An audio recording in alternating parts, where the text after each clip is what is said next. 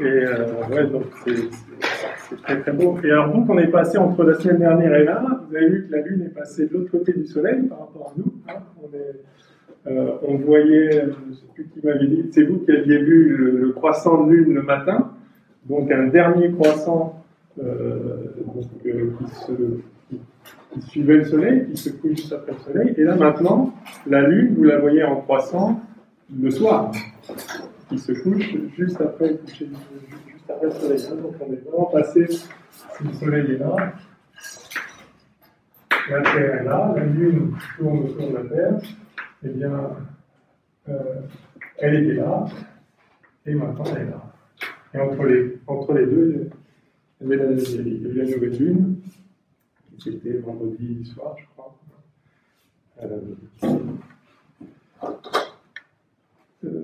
Ok.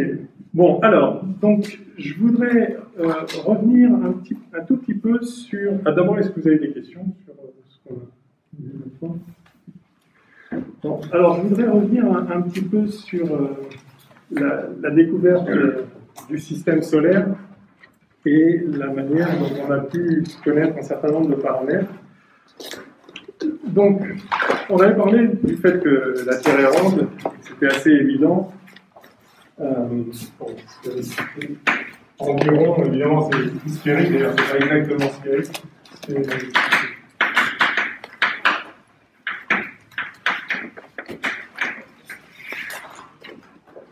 Donc, j'avais montré à quel point c'était totalement évident, c'est vraiment c'est connu depuis toujours.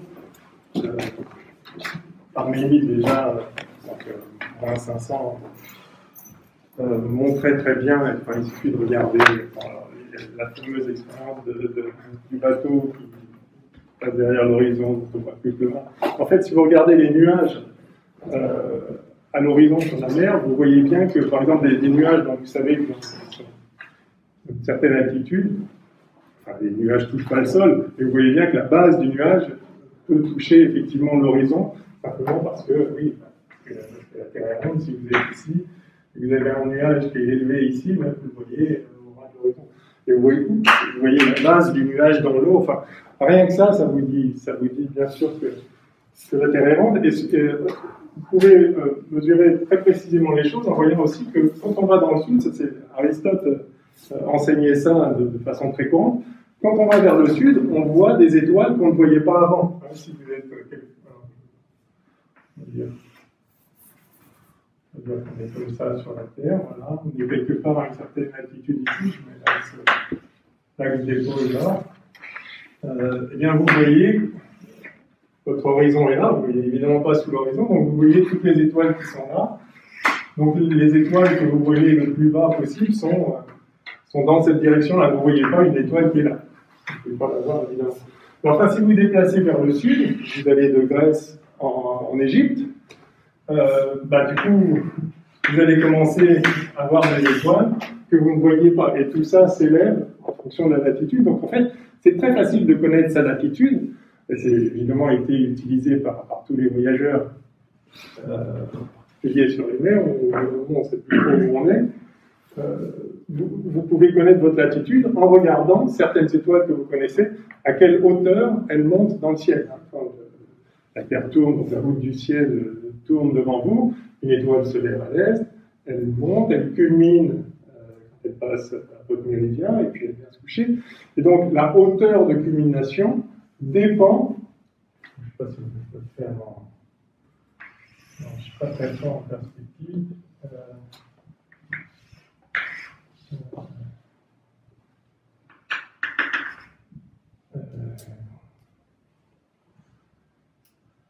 Voilà.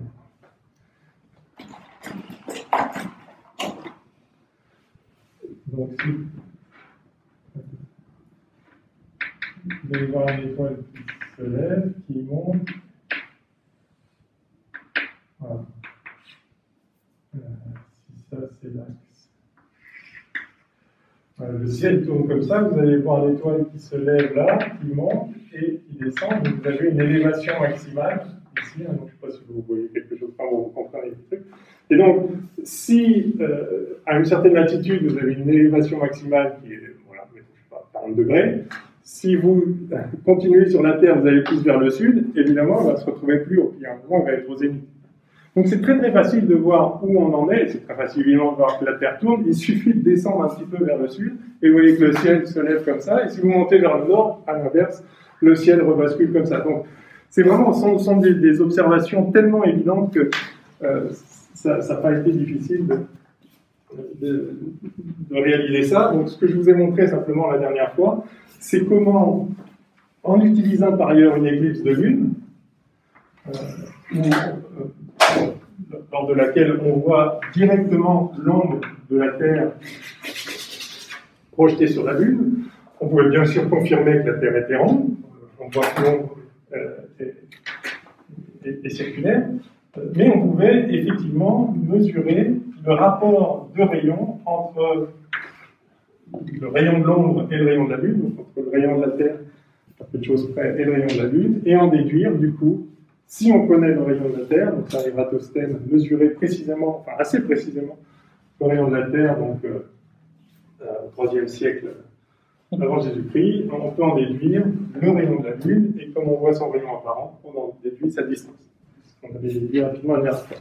Alors, donc c'est une part que c'est servi de ça pour mesurer, au IIe siècle avant Jésus-Christ, pour mesurer donc, la distance de la Lune et son rayon, c'est assez remarquable.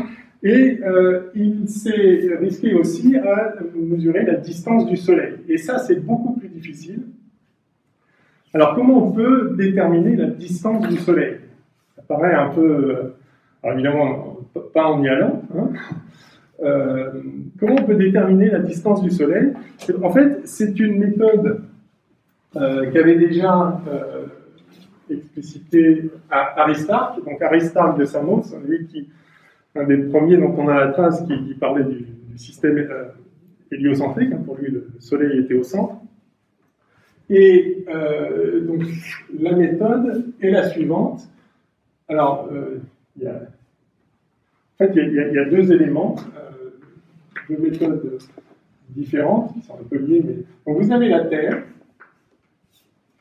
vous avez le Soleil, et vous regardez, en fait, vous regardez le moment où la Lune est à moitié, enfin, un premier quartier ou un dernier quartier, mais vraiment à moitié. Alors, ça veut dire... On va rien voir avec le reflet, là, vous voyez quelque chose? Je vais mettre là.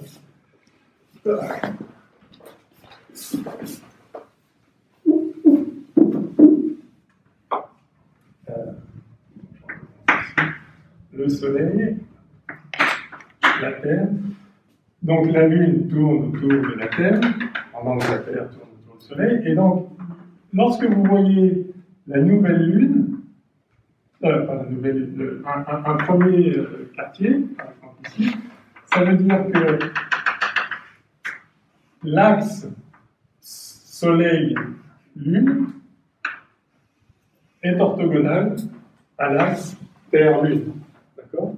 Puisque, évidemment, la partie éclairée de la Lune qu'on voit fait face au Soleil, enfin, c'est la demi-sphère qui est éclairée par le Soleil et là. Pour que vous, d'ici, vous voyez exactement la moitié de la Lune lumineuse, il faut que vous soyez ici à angle droit.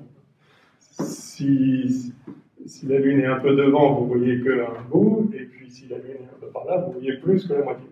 Là, vous voyez la moitié quand on est exactement à angle droit. Du coup, si vous connaissez cette distance-là, et si vous connaissez cet angle-là, d'accord? Je vais l'appeler fort. Si vous connaissez cet angle-là et cette distance-là, eh bien, vous connaissez cette distance-là. C'est de la géométrie élémentaire, d'accord? Vous voyez que vous avez en fait le... Alors, comment vous allez faire ça? Eh bien, vous voyez que ça, là, la distance Terre-Lune, c'est la distance Terre-Soleil fois le cosinus de alpha. Donc, si vous êtes capable de mesurer alpha, vous avez la distance Terre-Soleil. Alors, ça paraît très simple. Le problème, c'est que, en fait, quand on regarde, je vous encourage à le faire à la prochaine prochaine demi-lune, c'est-à-dire très bientôt. Regardez un mode, parce que du coup, la Lune, on la voit en partie pendant la journée. Hein, on la voit en fait pendant 6 heures du jour. Enfin, la prochaine, elle sera là. En fait, on sera... Ça, c'est le dernier quartier. Hein, ici, ça, c'est le premier quartier. Je vous encourage à faire ça. Regardez où se trouve la Lune et regardez en même temps où se trouve le Soleil. Et vous allez voir que c'est quasi un angle droit. Et ça vous dit tout de suite que le Soleil est très très très loin par rapport à la distance Terre. Beaucoup plus loin. Donc ça, on le voit très vite, on le voit très bien. Simplement, le fait que alpha, du coup, enfin que le Soleil soit très loin, fait que alpha, c'est quasiment 90 degrés. Et du coup, c'est très difficile, en fait. D'une part, c'est difficile à mesurer précisément, mais bon, on fait des efforts, on va réussir à mesurer l'angle. Mais ça veut dire que si on fait une toute petite erreur sur alpha, le cosinus, il est quasi zéro. Et si vous vous trompez un tout petit peu sur l'angle alpha, vous allez vous tromper énormément sur la distance Terre-Soleil, qui du coup est Terre-Lune sur cos alpha. Si alpha c'était exactement un angle droit, pi sur 2, 90 degrés, le cosinus vaut 0 et on aurait une distance infinie, bien sûr. Ce à quoi on s'attend, hein, si les rayons arrivent parallèlement, le Soleil est à l'infini. Alors il n'est pas à l'infini, mais il n'est pas loin, mais vous voyez que vous divisez quasiment par 0, si vous vous trompez d'un tout petit peu, vous allez vous tromper énormément sur la distance Terre-Soleil. Donc c'est très difficile à mener. Par ailleurs, repérer des angles avec grande précision,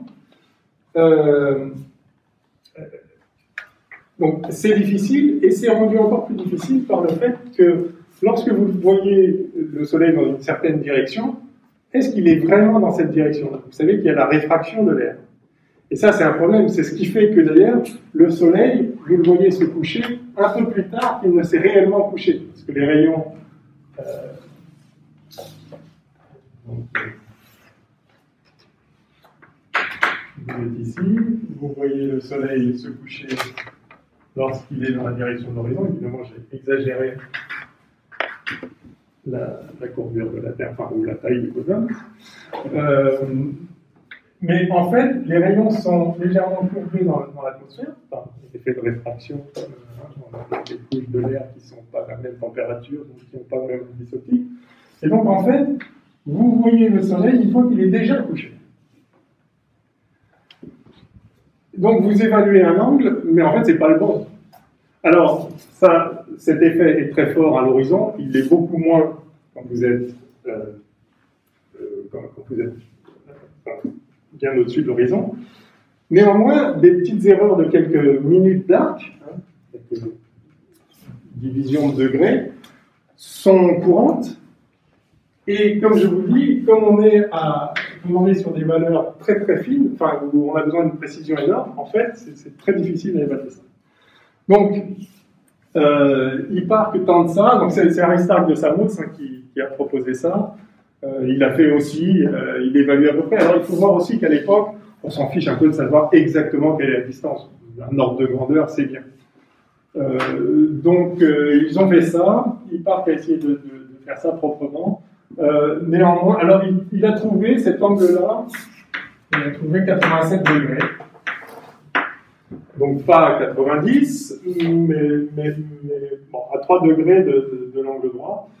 Ce qui est en fait une mauvaise estimation. L'angle, le vrai, on connaît maintenant, c'est 89,85 degrés. Vous voyez, c'est quasiment 90 degrés, c'est-à-dire que le Soleil est quasiment à l'infini, enfin, en termes angulaires, mais pas tout à fait, mais vous voyez que le 0,15 degrés ici qui manque, si vous trompez un tout petit peu, comme je vous disais, alors, trompez beaucoup, on va dire, mais néanmoins, c'est très difficile à faire. C'est moi qui sais? Enfin,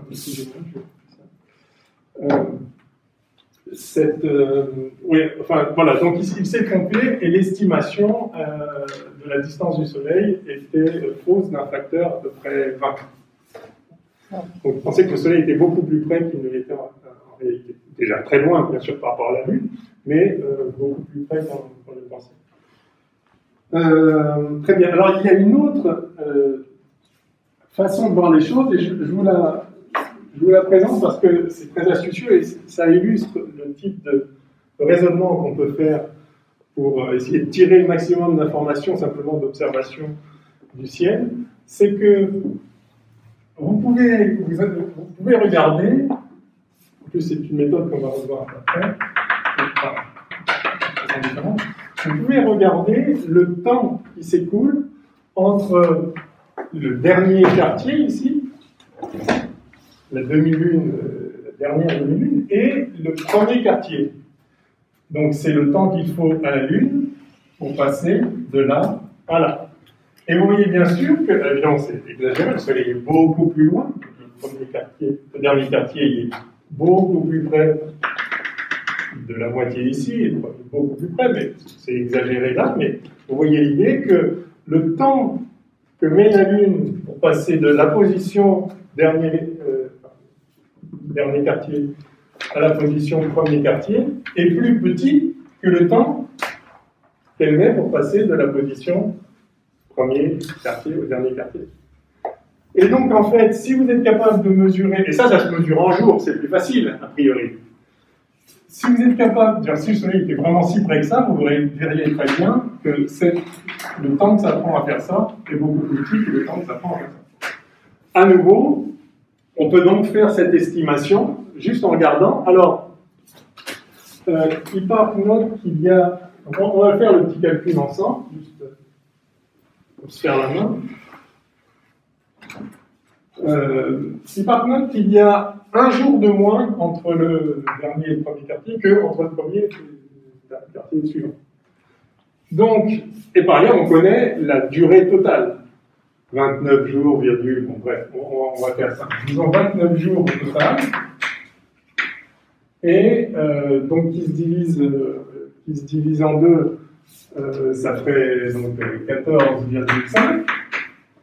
Et donc, en fait, ce qui se passe, c'est qu'il y a plutôt 14 jours là et 15 jours là. Je le fais en gros. Et du coup, vous pouvez en déduire combien de temps ça prend à la Lune de faire ça. Ça prend, eh bien, une demi-journée. D'accord ? Oui, c'est ça. Ça prend une demi-journée. Donc, ça prend une demi-journée à faire ça. Or, cet angle-là, je vais appeler encore alpha. Cet angle-là, eh bien, c'est le même que celui-là.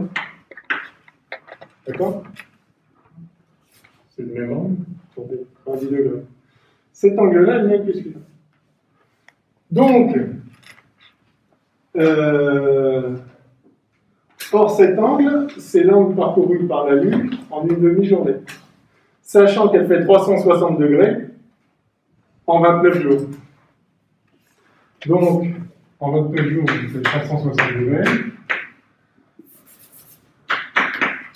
En 28 jours, vous faites combien? Eh bien, 720 sur 29. Hein?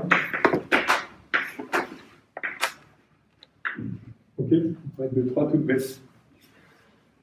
Et donc, vous en déduisez cet angle-là. Si vous avez cet angle-là, vous avez celui-là. Puisque c'est ça, plus ça, plus ça fait 180. Donc, ça, c'est juste 90 moins cet angle-là. Et donc, vous avez l'angle qu'on avait, enfin, c'est l'angle qu'on avait avant, enfin, c'est celui-là, quoi. Enfin, si vous voulez, ça, c'est pi sur 2 moins. Enfin, c'est alpha là, oui, je vais l'appeler bêta. C'est bêta, c'est pi sur 2 moins alpha. Bref, vous pouvez refaire le test. Alors, le truc, c'est que quand on fait ça, enfin, quand on fait ça, il a obtenu, il a dit, ouais, c'est bon, ça marche aussi, ça fait 87 degrés aussi. C'est dur à mesurer précisément, on voit que c'est à peu près pareil, c'est cohérent, bon, voilà. Donc, par ailleurs, c'est une super idée quand même, ça, c'est pas idiot, on voit bien qu'on peut tous le faire. Hein. Le problème, c'est que l'orbite de la Lune, elle n'est pas exactement circulaire. Elle est un peu elliptique, bien sûr. Et donc, suivant la position du Soleil par rapport au grand axe de cette ellipse. De temps en temps, cette partie-là sera plus longue que celle-là, si j'exagère l'ellipse. Mais si l'axe de l'ellipse, au contraire, il est comme ça, vous voyez que ce n'est pas la même distance qui est parcourue. En plus, comme c'est une ellipse, le long de l'ellipse, maintenant vous connaissez tous, je pense, la loi de Kepler, la loi des airs, hein, qui dit que quand on est plus près, on va plus vite. Vous voyez qu'en fait, la Lune n'est pas non plus à vitesse constante le long de sa trajectoire. Donc, dire que cette petite règle de 3 qui dit que si on met 29 jours à faire 60 degrés, on met une fraction de 29 jours à faire la même fraction du cercle, bah, c'est vrai si on est à vitesse constante sur l'orbite, mais c'est pas tout à fait vrai. Bref, il y a plein de petites sources d'erreurs, et comme je disais, il faut une précision telle sur la position exacte au moment de la nouvelle lune que, en fait, en pratique, c'est pas possible. Enfin, c'est pas possible de faire ça précisément. Et donc, pendant 1500 ans, en fait, on a complètement sous-estimé la taille du système solaire, c'est-à-dire la distance du Soleil, d'un facteur 20, comme je dis. À peu près. On pensait que le Soleil était beaucoup plus proche, et du coup que les autres planètes aussi étaient plus proches. Alors, je voudrais vous montrer comment on a réussi à faire mieux avec Cassini et la mesure de la parallaxe. Alors, la parallaxe du Soleil. Donc, comment faire mieux que ça, sachant que, par ailleurs, je ne l'ai pas dit non plus, c'est pas si simple d'estimer exactement à quel moment c'est pile la demi-lune. Parce que ça peut... Enfin, quand vous voyez à moitié, ouais, enfin, on a l'impression que c'est la moitié pendant toute la nuit, quoi, pendant plusieurs heures. En fait, c'est la moitié à un moment donné. 10 minutes avant, c'était pas encore la moitié, et 10 minutes après, c'est déjà plus la moitié. Or, pour avoir une bonne précision, même à 20-30% près de la distance du Soleil, il vous faut une précision, compte tenu du fait qu'on est sur ces angles quasi 90 degrés, il faut une précision qui reviendrait à déterminer la position, enfin, le moment exact de la demi-lune à quelques secondes, allez, peut-être minutes près, mais pas moins. Et donc, vous voyez bien aussi que là, il y a une incertitude qui fait que c'est juste pas possible d'utiliser cette méthode de façon précise. Donc, l'astuce, évidemment, il faut trouver une autre approche, et l'astuce, c'est donc d'utiliser la parallaxe. Alors, vous connaissez tous le principe de la parallaxe, ça aussi, c'est une technique géométrique qui est bien connue depuis toujours. Enfin, d'ailleurs, il suffit de fermer un œil pour se rendre compte de l'effet de parallaxe. Hein. Vous fermez votre doigt, vous fermez un œil et vous voyez que l'arrière-plan se déplace, ou que votre doigt se déplace devant l'arrière-plan. Hein. Donc, si vous regardez d'ici, parce que juste les yeux, c'est pas vraiment... si vous avez un objet ici, quand vous êtes là, sur l'arrière-fond ici, vous le voyez là, et quand vous êtes là, vous le voyez là. Donc si vous avez une toile de fond fixe, par exemple les étoiles fixes qui sont loin, très loin, enfin, qui sont fixes, la Terre tourne, donc elles ont l'air de se déplacer, mais elles se déplacent tout en blanc. Si vous avez un astre qui est devant, par exemple une planète, par exemple le Soleil, le problème c'est quand c'est le Soleil, vous ne voyez plus les étoiles derrière. Donc malheureusement, ça ne peut pas directement s'appliquer comme ça pour le Soleil, mais il y a des astuces compliquées. Voilà. Donc, l'idée c'est que si vous êtes en deux points différents de la Terre, alors avec nos deux yeux ça marche bien quand l'objet n'est pas loin. Évidemment, pour les distances de planètes, ça ne va pas le faire si facilement. Donc, il va falloir déplacer les deux yeux de beaucoup pour arriver à avoir une toute petite variation de direction par rapport à l'arrière-plan. Alors, typiquement, vous allez vous servir de la taille de la Terre. Donc, si le mieux que vous puissiez faire, vous mettez à deux points diamétralement opposés sur Terre, et vous regardez le même objet. Alors, sauf que vous ne verrez pas le même objet si vous êtes... vous ne voyez pas le même ciel, mais enfin, donc vous essayez de faire au mieux. Alors, Cassini a fait ça. En fait, donc, ils ont fait des campagnes. Alors, Cassini, je vais vous parler de Cassini parce que c'est vraiment un grand génie, Jean-Dominique Cassini, Giovanni Domenico Cassini.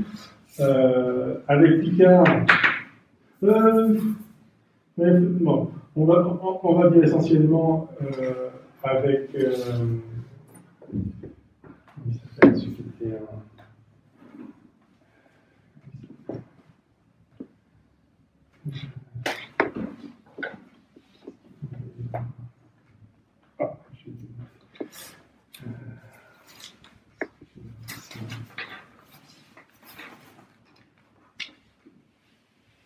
excusez-moi.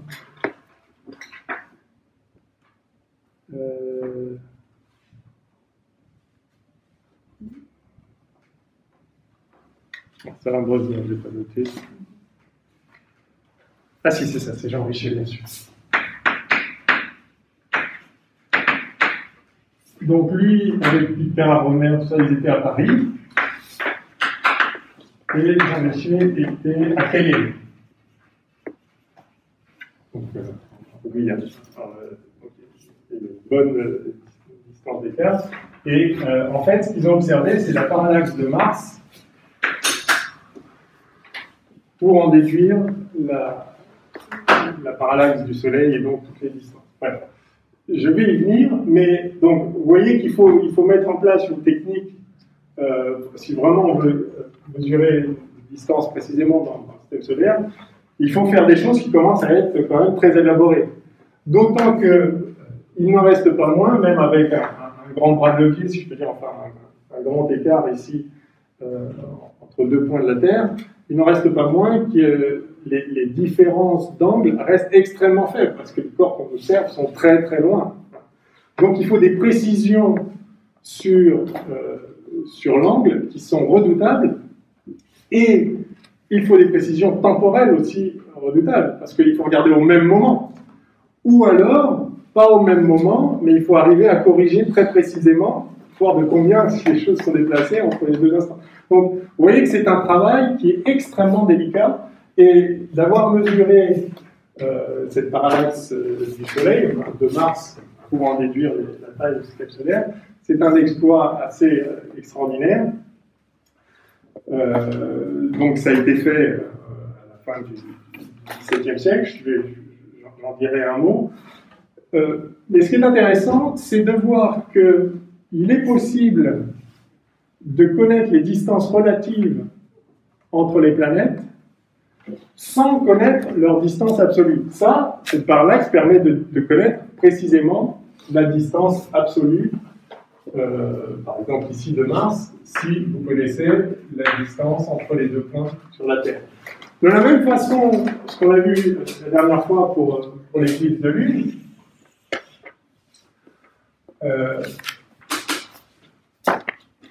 vous avez l'ombre de la Terre qui vient empiéter sur la Lune, ça vous donne le rapport entre le rayon de la Lune et le rayon de la Terre. Ça ne vous dit pas quel est le rayon de la Lune, sauf si vous connaissez le rayon de la Terre. Mais le rapport, vous l'avez rapidement. Donc, Aristarque de Samos avait ce rapport-là. Ça se voit, je veux dire, n'importe quel éclipse de Lune, vous voyez le rapport entre les deux rayons. En supposant que l'ombre de la Terre est symétrique. Oui. Je ne vois pas trop comment on voit le rapport avec juste un petit coup. Vous voyez ici la courbure, vous complétez le cercle, même mentalement, et vous en déduisez. Ouais. Par ailleurs, je vous avais montré comment il utilisait la durée du passage de la Lune dans l'ombre de la Terre pour voir que ça met un certain temps, et ça met combien de fois, pour voir combien de fois le rayon de la Lune ça fait. Je trouve 3,7, un truc comme ça. Enfin, bref. Donc, vous pouvez avoir très facilement le rapport des rayons, mais donc Aristarque avait ça, mais il n'avait pas le rayon de la Terre. Ératosthène, un peu plus tard, mesure le rayon de la Terre, et du coup, il part pour refaire les choses précisément et en déduire, à partir de ce rapport, déduire le rayon de la Lune, et donc sa distance, etc. Alors, la même chose s'est produite pour le système solaire. On avait cette estimation de la distance Terre-Soleil, mais elle n'était pas bonne. Alors, on ne savait pas. Si on s'en doutait quand même un peu, on voit bien que c'est compliqué. Vous faites 3 fois la mesure, vous avez 3 fois des choses différentes, mais bon, il était quand même admis, grosso modo, que le Soleil était à telle distance, que l'angle de 87 degrés n'était pas mauvais.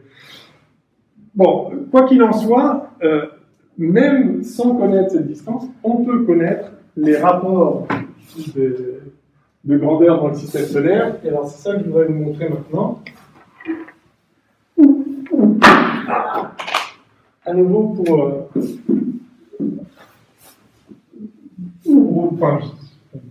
communiquer la beauté de la chose, parce qu'il m'épate à chaque fois, c'est que ce soit si simple, en fait. La géométrie, c'est assez redoutable. Alors, la chose la plus simple à faire, c'est lorsque vous considérez des planètes intérieures, donc vous avez le Soleil. Alors évidemment, il faut la vision héliocentrique, hein. Le Soleil. Vous avez une planète intérieure par rapport, donc intérieure, c'est-à-dire que vous avez le rayon de la Terre, donc vous avez une planète qui tourne, il y a une distance plus petite du Soleil. Donc, malheureusement, dans notre système, il n'y en a que deux, hein, Mercure et Vénus, vous savez, hein, Mercure, puis planète, puis Vénus, puis la Terre, puis Mars, etc. À ce moment-là, depuis la Terre, vous allez vous observer Vénus, par exemple. Ça, les anciens l'ont remarqué tout de suite. Vénus est toujours très près du Soleil, en fait. Parce que, au plus loin, elle est là. Et puis, évidemment, elle peut être pile dans l'axe du Soleil. Et puis, au plus loin de l'autre côté, elle est là. Vous n'aurez jamais le Soleil là et Vénus là, évidemment, puisque c'est elle qui est entre vous et le Soleil, pas vous qui êtes entre... Donc, vous voyez bien, juste en regardant le mouvement de Vénus au cours de l'année, que de temps en temps, elle se rapproche du Soleil, de temps en temps, elle s'en éloigne, mais il y a une distance angulaire maximale ici. On va changer la θ. Vous avez un θ max. Cette distance maximale, cette distance angulaire maximale, que vous mesurez, vous donne le rayon de l'orbite de Vénus par rapport au rayon de l'orbite de la Terre. Ici, vous avez, je vais l'appeler RT pour le rayon de l'orbite terrestre, ici.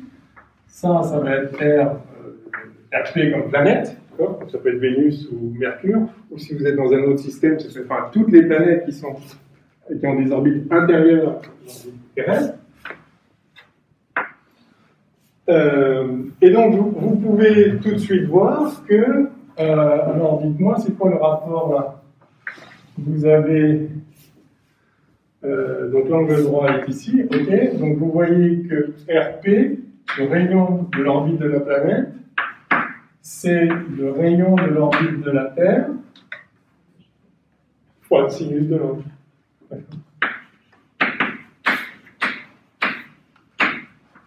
Oui, c'est très facile d'avoir le rapport des deux. C'est le sinus de l'angle que vous mesurez. Vous regardez, vous faites ça... en un an, vous avez l'élévation maximale, enfin la distance maximale. Alors, si vous faites ça sur des millénaires, vous avez une précision colossale en fait. Donc, le rapport des rayons de l'orbite de Vénus, Mercure et l'orbite de la Terre est très simple à connaître. Alors, j'ai noté les chiffres. Voilà, donc pour Mercure, qui est proche du Soleil, comme vous savez, on a un angle maximal de 2 degrés, 46 minutes. Vous savez que la minute, c'est un 60e de degré. Et donc, tout simplement, vous faites sinus de ça et vous voyez que vous avez donc le rayon d'orbite de Mercure, c'est à peu près 0,387 fois le rayon d'orbite de la Terre. Et puis pour Vénus, peu importe les chiffres exacts, bien sûr, vous avez 46 degrés 18 minutes à peu près, et ça vous donne un rayon de 0,720. Alors, en réalité, les orbites ne sont pas tout à fait circulaires, donc il faut tenir compte de l'excentricité, donc on peut raffiner les choses. Mais enfin, vous voyez l'idée, vous pouvez obtenir ces rapports de distance de façon finalement assez précise par l'observation simplement du mouvement des planètes dans le ciel. Alors, ça marche bien donc pour les planètes intérieures. Qu'est-ce que vous faites pour les planètes extérieures? Parce que pour une planète qui vient tourner derrière, ah ben là, vous ne pouvez pas utiliser ça. Il n'y a pas d'angle maximal. Vous pouvez avoir la planète à l'opposé. Alors, l'astuce, et vous allez reconnaître l'idée d'Aristarque qu'on vient de voir avec la Lune.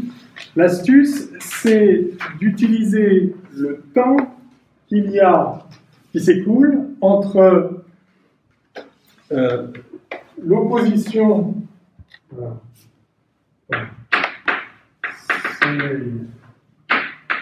Terre, prenons Jupiter, je ne sais pas, qui tourne beaucoup plus loin. Vous allez regarder le temps qui s'écoule entre la position où Jupiter, je vais l'appeler P comme planète, ça va marcher pour toutes les planètes extérieures. Le temps qui s'écoule entre la position de la planète à l'opposé du Soleil, ce qu'on appelle une opposition, donc c'est-à-dire que donc la planète est à son élévation maximale dans votre ciel, et pile à minuit. C'est exactement vrai, parce que c'est très facile à voir quand est-ce qu'on a l'opposition. Donc vous regardez le temps qui s'écoule entre l'opposition et le moment où, un peu plus tard, enfin, des jours, des mois plus tard s'il le faut, vous avez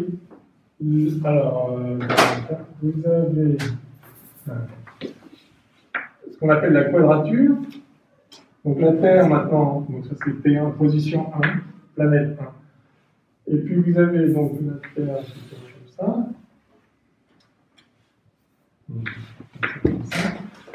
Deuxième position de la Terre, moment où vous avez un angle droit. Les planètes plus lointaines tournent moins vite, angulairement. Donc pendant que la Terre fait tout ce chemin, Jupiter par exemple a fait un chemin plus petit. Et il y a un moment, vous allez avoir la planète exactement à angle droit par rapport à la direction du Soleil. Ça aussi, c'est très facile à voir. C'est par exemple le moment où où la planète est exactement en plein sud, lorsque c'est exactement le coucher ou le lever du Soleil. Donc c'est très facile d'avoir un angle droit dans le ciel. Et il y a moins besoin de précision colossale comme dans le cas précédent. Donc c'est des choses qui se font pas trop mal. Oui, c'est ça. Donc vous avez un angle droit ici. Voilà. Et par ailleurs, vous pouvez donc mesurer.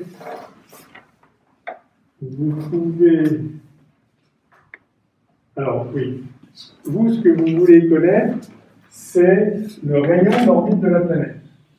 Je vais appeler RP, d'accord, en vert, donc c'est le même ici. Je suppose que c'est un cercle, vous pouvez tenir compte de l'excentricité s'il le faut. Prenons un cercle. Pour la Terre, c'est quasi un cercle, hein, vous savez. Donc, et là, vous avez le rayon de la Terre.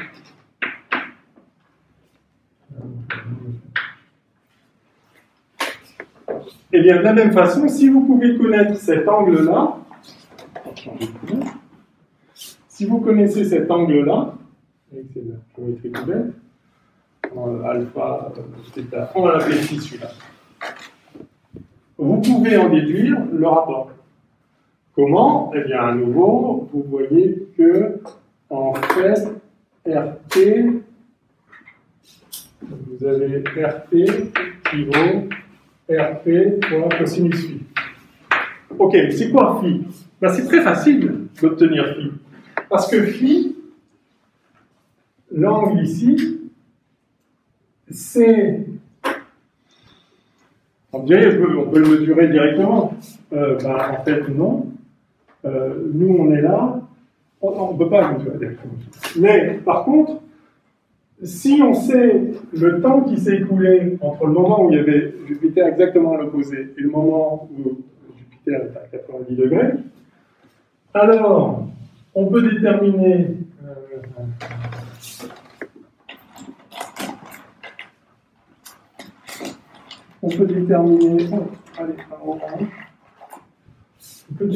cet angle-là, alpha, et celui-là, bêta. Et phi, c'est bêta moins alpha. On est d'accord. Comment on détermine bêta? C'est simple. Si on sait qu'il s'est écoulé 2 mois, sachant qu'on fait 360 degrés, on fait tout le tour en 1 an, en 12 mois, eh bien, ça veut dire qu'on a tourné de 1/6 de tour complet. D'accord? C'est aussi bête que ça. Donc, si vous connaissez delta t, le temps entre les deux positions, entre la position 2 et la position 1, si vous connaissez delta t, vous savez que alpha, ce n'est rien d'autre que delta t sur la période grand T, ça vous va, la période de rotation de la Terre. Ça c'est fois le pi. Fois 360 degrés si vous êtes en degrés. C'est la fraction du temps complet de l'angle complet. Hein. Et vous savez aussi que bêta, c'est pareil, c'est delta t sur la période de la planète. Fois 2pi. C'est la même fraction de l'angle total que la fraction de la durée totale de la révolution. Donc, si vous connaissez delta t, vous mesurez. Vous avez le temps que ça a pris pour passer de l'opposition à la quadrature. On appelle ça quadrature, cette position relative quadrature, à cause de l'angle droit. L'opposition. Donc, si vous mesurez le temps qu'il faut pour passer de la quadrature, de l'opposition à la quadrature, et que vous connaissez la durée de révolution de la Terre, vous savez de combien on a tourné. Et si vous connaissez par ailleurs la durée de la révolution de la planète, vous savez de combien la planète a tourné. Oui, ce sera l'inverse. Pour alpha, c'était planète. Ah oui, merci. C'est effectivement l'inverse. Merci. Bien vu. Voilà. Donc finalement, vous voyez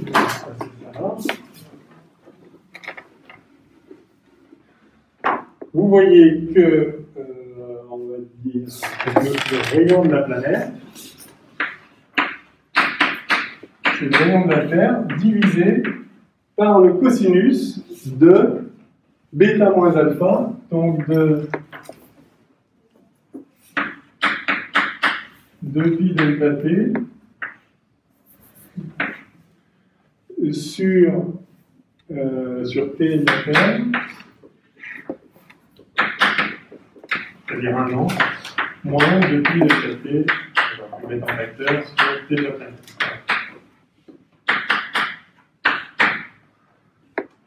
Et donc, vous avez le rayon d'orbite en proportion du rayon de la Terre et de l'orbite de la Terre. C'est assez génial. Alors, vous direz, ok, mais il faut connaître la période de révolution de la planète. Alors, on a parlé la dernière fois, suite à une question, je ne sais plus, de la période synodique. Ça paraît simple de dire, bah oui, il suffit de regarder au bout de combien de temps la planète, par exemple Jupiter, est revenue à sa même position. Mais comment on sait que c'est la même position? Ce qui est facile de voir, c'est combien de temps ça prend pour revenir à la même position par rapport à nous.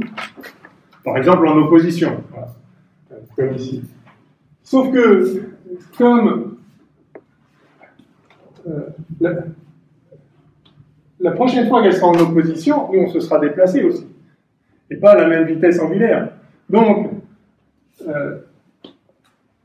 il ne suffit pas de voir l'angle, l'angle Terre, Soleil, planète, et dire j'attends que ça soit à nouveau le même, parce qu'on se sera déplacé. Donc ça ne nous donnera pas la révolution complète de la planète par rapport aux étoiles lointaines. Donc c'est la différence entre la période synodique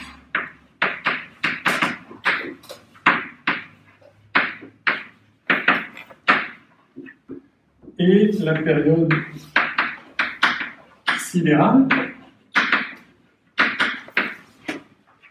Donc, j'avais expliqué la dernière fois, la période sidérale, c'est le temps que ça met à la planète de faire un tour complet sur son orbite. Donc, c'est ça qu'on cherche. Mais ce qu'on mesure, c'est la période synodique, c'est combien de temps ça prend à la planète pour se retrouver dans la même position par rapport à nous et au Soleil. Alors, comment on relie l'un à l'autre? Bonne question.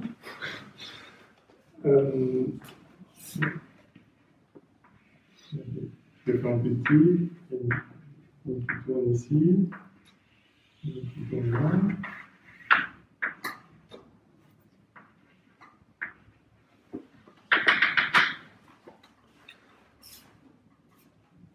Alors, comment vous pourriez estimer? Donc ça se mesure. Je vais appeler ça une période synodique. Et ça, c'est ce qu'on cherche, la période sidérale. Sachant que nous, on tourne pendant ce temps-là.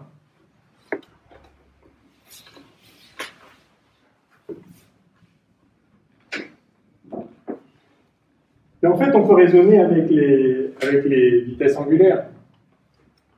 La vitesse angulaire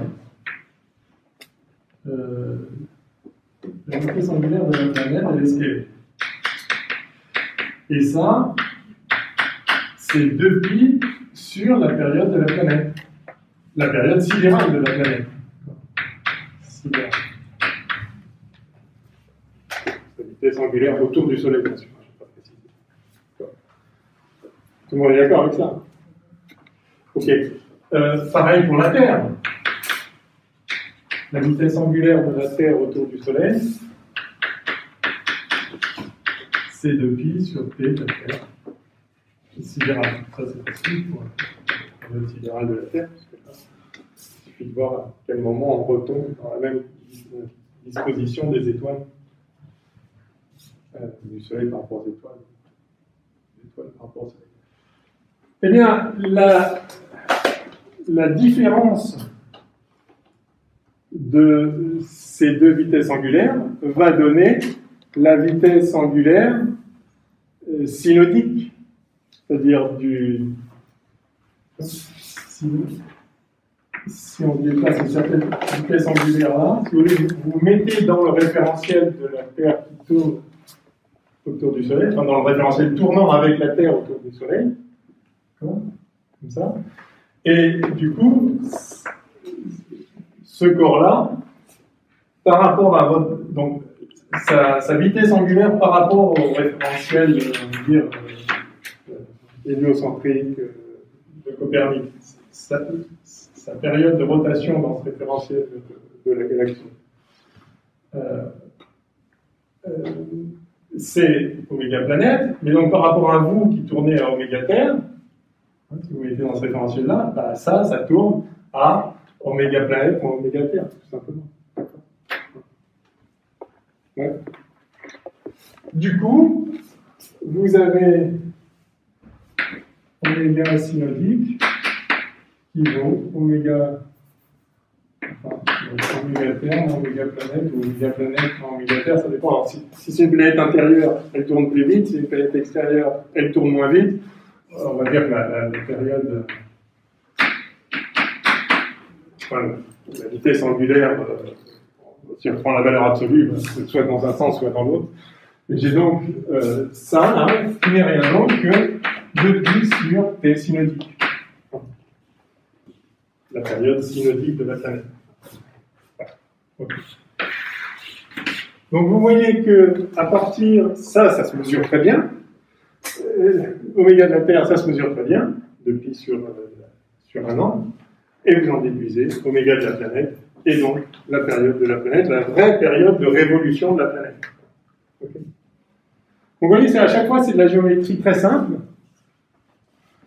Et donc, les astronomes, patiemment, ont regardé les positions des planètes, les ont notées jour après jour, pendant des siècles, des millénaires. Donc, ces paramètres, tous ces paramètres orbitaux visuels, je dirais, des planètes, ont été connus, et à partir de ces petits raisonnements géométriques simples, on peut déterminer effectivement les rapports de distance et les rapports donc toutes les tailles relatives au sein du système solaire.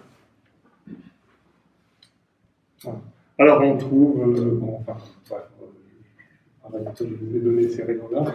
Donc vous savez qu'après il y a Mars qui est plus loin, à peu près à... Je vais peut-être noter.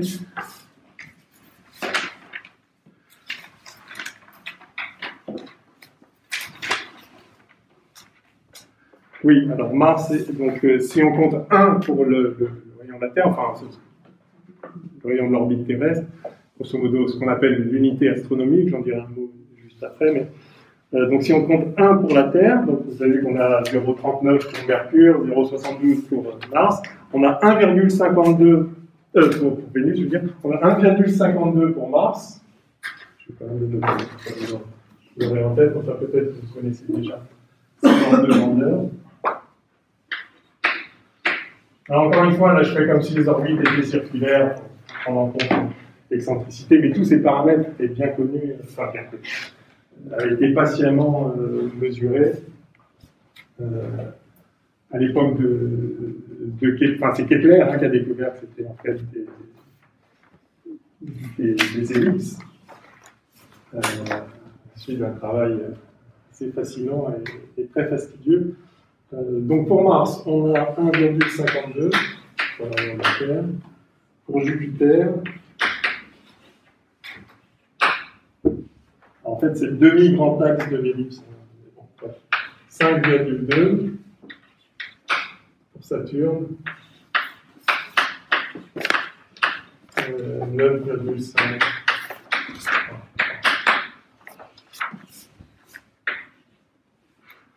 Vous voyez les ordres de grandeur.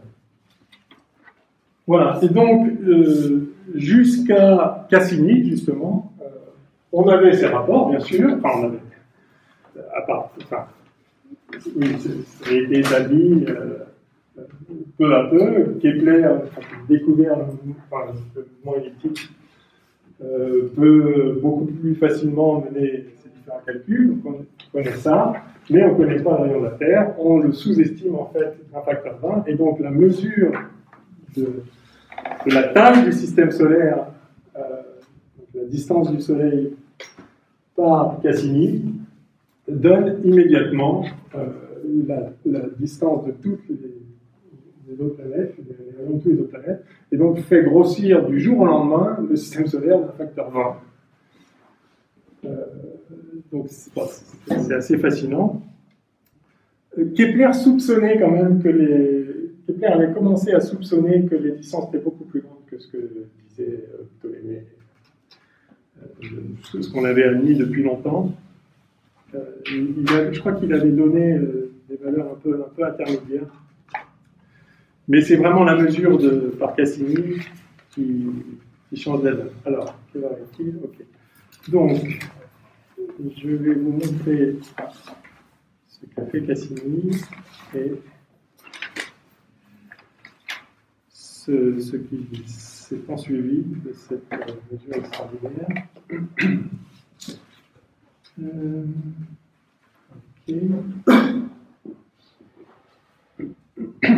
Ok. Alors vous voyez que tout ça s'appuie quand même sur l'idée de l'héliocentrisme. Il faut avoir cette figure géométrique en tête déjà pour bien comprendre, pour être capable de mener ces calculs. Donc quand je vous dis c'est facile d'avoir les rapports, les rapports des rayons de planètes, encore faut-il avoir le bon modèle du système solaire en tête. Et ça, bien sûr, ça ne s'est pas fait en un jour. Donc, je vais faire juste un petit rappel sur l'héliocentrisme.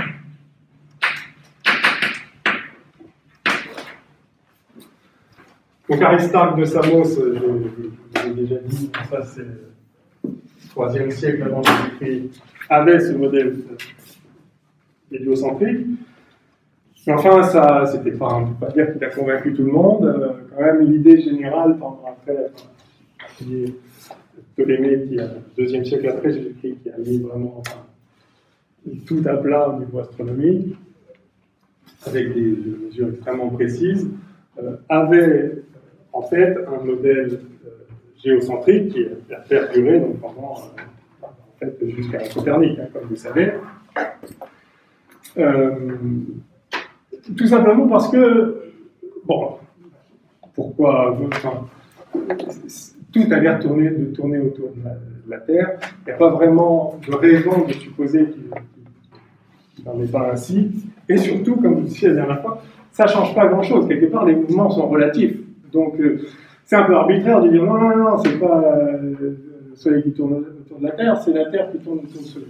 Qu'est-ce que ça change? Quand vous avez deux trucs qui tournent, ça dépend dans quel référentiel vous vous placez. Pour arriver à dire non, mais il y a une différence, il faut déjà aller dans des choses beaucoup plus subtiles.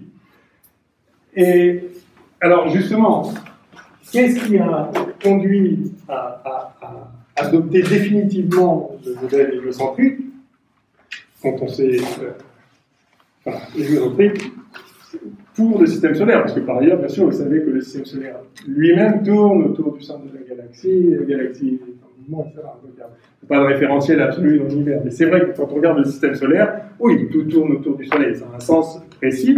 Et pour le montrer, il faut s'appuyer sur des observations beaucoup plus fines. Donc, Copernic comprend que, en tout cas, propose ce modèle avec le Soleil au centre, mais il a un problème.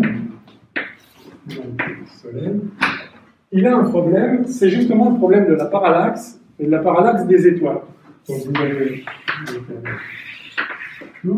Si c'est vrai ça, si c'est vrai que le Soleil est au centre et que les planètes tournent, donc ça veut dire que nous, on est en train de tourner autour du Soleil.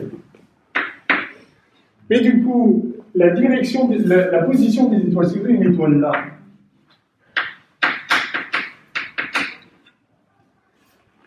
sa direction dans le ciel devrait changer au cours de l'année. Parce que là, on la voit par là. Quand on est là, on la voit par là. Quand on est là, on la voit par là. Vous voyez, par rapport à, par exemple, d'autres étoiles derrière, qui seraient plus loin, vous voyez que l'angle, mettons, par rapport à cette direction-là dans le ciel, l'angle ici, il vaut ça. Quand on était là, bah, il valait ça. Quand on est là, bah, c'est quasiment dans la direction. Et quand on est là, toujours par rapport à la même direction, l'angle, il est plus grand. Bref, l'angle doit varier au cours de l'année si la Terre se déplace. Et ça, Copernic, on est conscient, bien sûr. Et ça lui pose problème. Si vraiment la Terre, et surtout que la Terre doit tourner, c'est un grand rayon.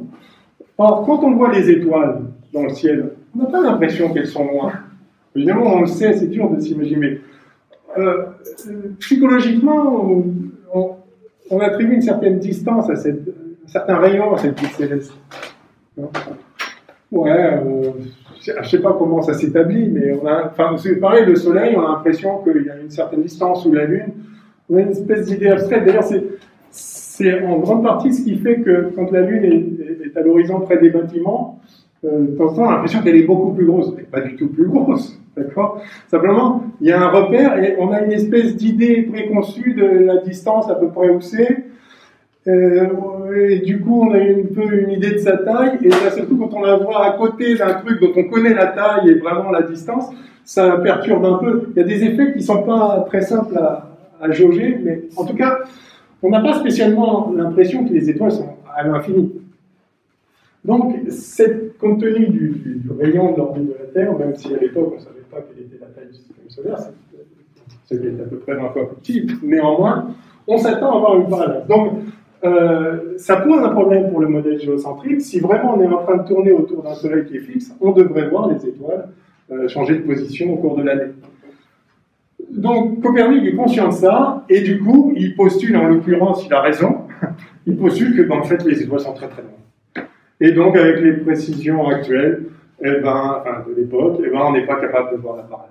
Donc il repousse très très loin les étoiles, et c'est la bonne attitude en l'occurrence. Mais il y a un autre problème à ce modèle-là, c'est que si vous prenez par exemple Vénus, bah, ce modèle où les deux tournent autour du Soleil fait que de temps en temps, Vénus est plus proche et de temps en temps, elle est plus éloignée que sa position moyenne, évidemment. Mais du coup, sa taille apparente devrait croître. Quand elle est proche, elle devrait être plus grosse, et quand elle est loin, elle devrait être plus petite. Or, on ne voit pas la variation apparente du rayon de Vénus. En fait, le truc, c'est parce qu'on ne voit pas le rayon de Vénus. On voit un éclat, on a l'impression qu'elle est ronde, d'une certaine taille, mais ça, c'est un effet purement optique. En réalité, pour notre œil, c'est un point. Et après, du coup, ça fait une diffraction, etc. Enfin, on ne voit pas la taille de Vénus, réellement. On voit un point dans le ciel. Si on était capable de résoudre la taille angulaire de Vénus, alors ce serait très facile de trancher. Ok, si vraiment le modèle héliocentrique est correct, quand Vénus est là, elle devrait apparaître plus grosse que quand elle est là. Autre chose, c'est que son éclat aussi devrait varier. Or, on ne voit pas de variation d'éclat, pas nette en tout cas. Or là, quand même, ça devrait être assez important. Parce que, voilà, entre, vous voyez, si c'est 0,723, au plus près, elle est à 0,28, et au plus loin, elle est à 1,72. Entre 0,28 et 1,72, il y a une sacrée différence. Pourquoi la lumière, l'éclairement est en 1 sur R2. Comment ça se fait que Vénus n'est pas violemment plus brillante quand elle est toute proche que quand elle est loin? Donc, quelque part, tout ça contredit complètement ce modèle-là. Et donc, oui, c'est un problème. Et d'ailleurs, Tycho Brahe, j'ai entendu parler de Tycho Brahe,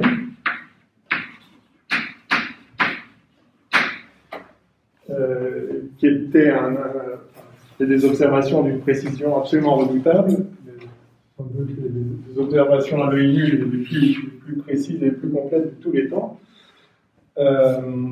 Alors Tycho Brahe, je ne sais plus quand il est né, il est mort en 1601. C'est lui qui a invité Kepler, et quand Tycho Brahe est mort, Kepler a récupéré toutes ces données astronomiques d'une précision colossale, et c'est à partir de là qu'il a patiemment compris que les trajectoires étaient elliptiques. Kepler, qui était quasi, enfin, il est né myope et il voyait double en plus. Un truc, je crois qu'on appelle ça la diplopie. Donc lui, en observation, c'était pas le meilleur du monde. Il avait donc simplement être oculaire, mais Tycho Brahe avait des tables et des observations absolument redoutables. Donc ça n'a manifestement pas trop gêné Kepler. Quoi qu'il en soit, oui, Tycho Brahe avait un modèle un peu intermédiaire où il avait la Terre au centre,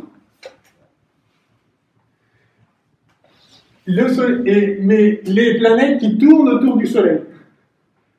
Et le Soleil qui tourne autour, donc, d'accord, vous avez la Terre, vous avez le Soleil et les planètes qui tournent autour du Soleil, et tout ça qui tourne autour de la Terre. C'est un peu hybride, mais tout ça pour dire que c'est pas si simple de se faire une idée précise. Alors, la preuve observationnelle très nette qui a fait basculer les choses a été obtenue en fait par Galilée. C'est Galilée, évidemment, un fervent défenseur de l'héliocentrisme. Galilée, en fait, eh bien, il observe les phases de Vénus. Parce que c'est l'autre élément que je ne vous ai pas donné là. Si effectivement Vénus tourne comme ça autour du Soleil et la Terre autour du Soleil, on devrait avoir l'éclat qui augmente quand elle est plus près. On devrait avoir sa taille qui augmente quand elle est plus près. Mais on devrait aussi avoir des phases de Vénus. Quand elle est là, Vénus, eh bien, vue d'ici, on la voit pleine, comme la pleine lune. quand elle est là, on la voit à moitié, demi-Vénus. Quand elle est là, on voit un croissant de Vénus.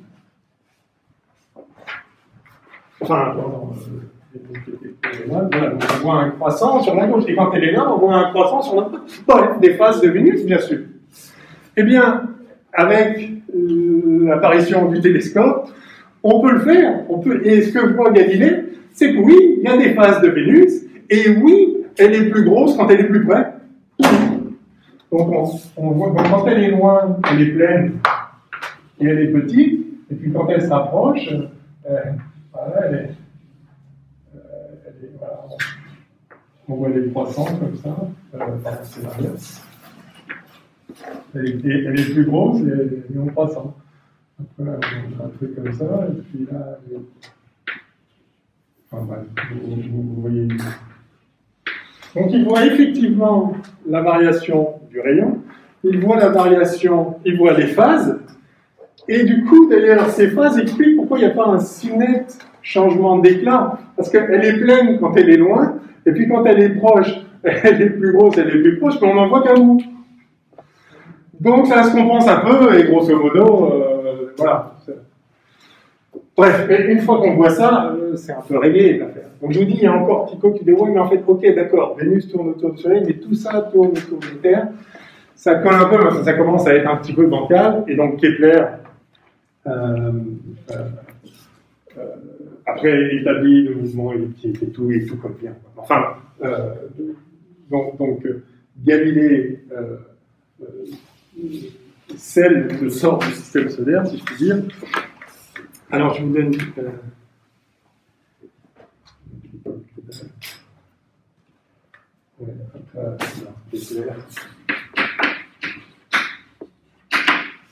1571, 1630. Galilée 1564, 1632.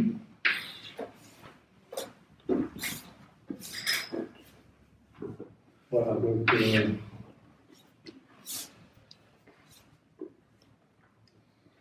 okay. Donc Kepler, Kepler établit les fameuses 3 lois que vous connaissez. Donc, les orbites sont elliptiques. La loi des airs. Vous imaginez la précision des calculs qu'il faut, enfin des mesures qu'il faut pour réaliser que effectivement, lors d'une orbite autour du Soleil, une planète, quand elle est plus proche, elle va plus vite quand elle est loin, de sorte que l'air balayé pour un intervalle de temps donné est la même où que soit la planète dans son orbite. Quand elle est plus près, l'air balayé est plus petite pour un même angle, mais elle va plus vite, et donc elle balaye les angles plus rapidement. Sachant que les excentricités des orbites planétaires sont très faibles en fait, c'est presque des cercles, hein. D'arriver à repérer, 1, que ce n'est pas des cercles, 2, que c'est des ellipses, 3, que l'air balayé, c'est un truc de fou, que l'air est la même, c'est vraiment très fort. Oui, on a commencé à faire des observations par télescope à partir de quelle période? Galilée pointe sa lunette au début du XVIIe, 1609, comme ça. Donc, effectivement, dès qu'on commence à observer, après, voilà, c'est clair. On obtient des résultats beaucoup plus précis. Ben oui. Et puis voilà, quand vous commencez à voir des phases de Lune, je ne sais pas si vous avez déjà vu des phases de Vénus, je ne sais pas si vous avez déjà regardé Vénus avec des jumelles, un petit télescope, vous voyez 300, quoi. C'est juste fatal. Parce que quand elle est par là, vous voyez un 300. Voilà, c'est tout. Alors, il faut quand même savoir que lunettes de Galilée, elle n'était pas aussi précise que les petites lunettes que vous achetez pour 3 francs 6 sous aujourd'hui. Hein. Parce que l'optique, c'est compliqué de faire des lunettes avec une optique, disons, à la fois lumineuse et précise. Il faut des dioptres bien sphériques. L'air de rien, tailler du verre suivant une sphère, c'est pas si simple. Et faire un verre bien transparent aujourd'hui, ça paraît trivial, mais enfin, la lunette qu'avait Galilée, ils n'ont pas grand-chose dedans. Hein. Alors les techniques sont améliorées, et les progrès de l'astronomie sont énormément liés aux progrès des techniques de fabrication du verre, d'usinage du verre, etc. Donc l'optique se développe énormément. D'ailleurs, il faut savoir que Kepler a beaucoup étudié l'optique, en fait.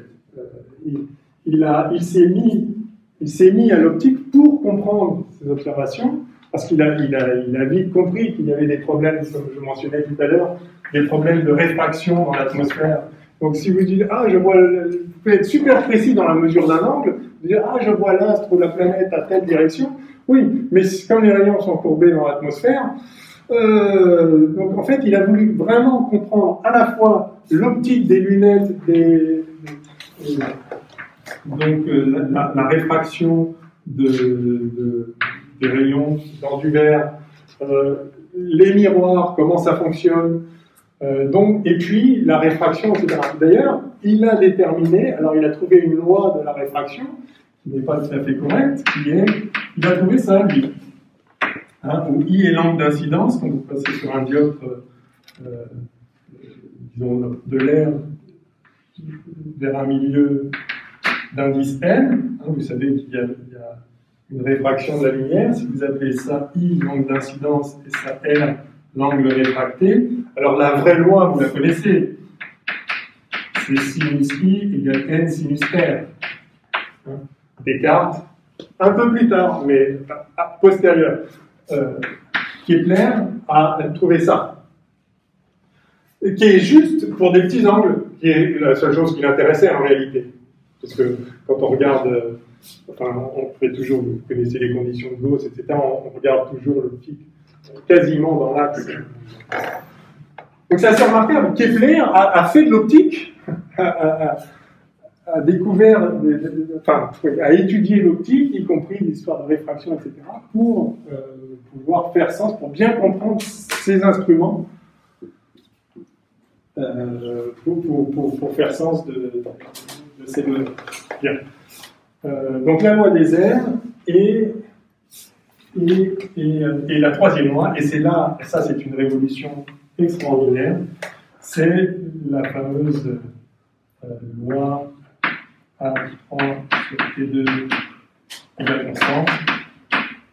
Donc où A est le demi-grand axe de l'orbite, elliptique, donc vous avez une ellipse. Donc si vous avez une ellipse, vous ne pouvez pas donner sur le rayon, alors où le soleil est fourni d'ailleurs.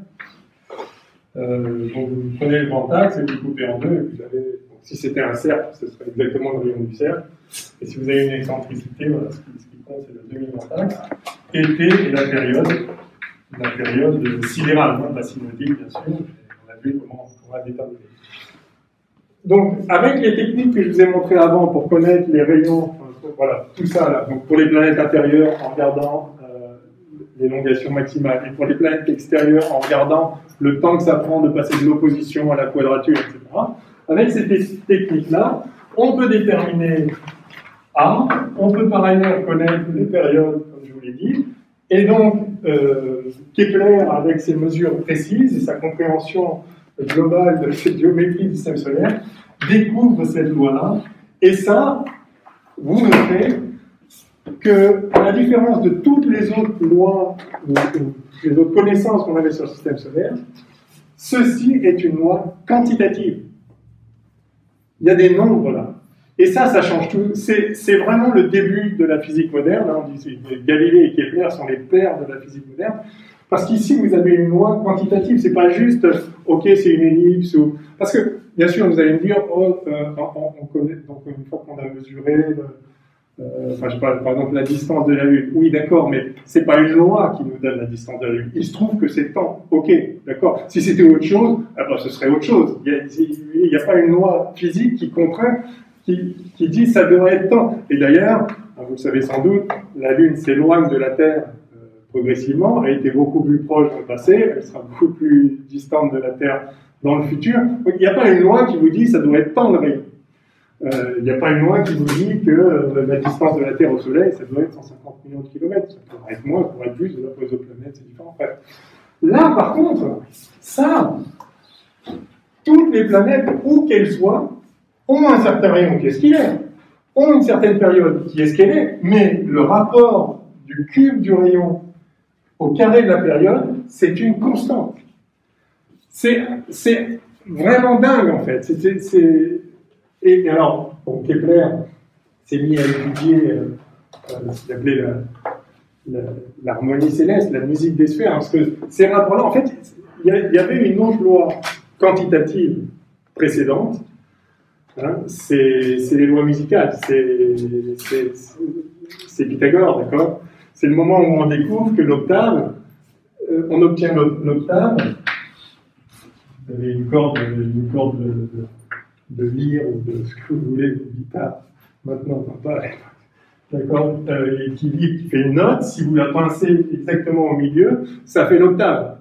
Et si vous la pincez un tiers, ça vous fait la quinte au-dessus. D'accord ? Donc ces rapports, ou si vous prenez une flûte de Pan, la longueur du tube vous donne, si vous divisez le tube par 2, eh bien vous avez l'octave. Donc ça, cette découverte-là, c'est une loi, une loi mathématique, c'est la première loi quantitative aussi qui relie un phénomène. Alors sauf que c'est pas un phénomène naturel tout à fait au même sens, c'est lié à notre perception. On perçoit l'octave, ok, très bien. On ne mesurait pas la longueur d'onde. Maintenant, on a compris pourquoi, c'est très simple, mais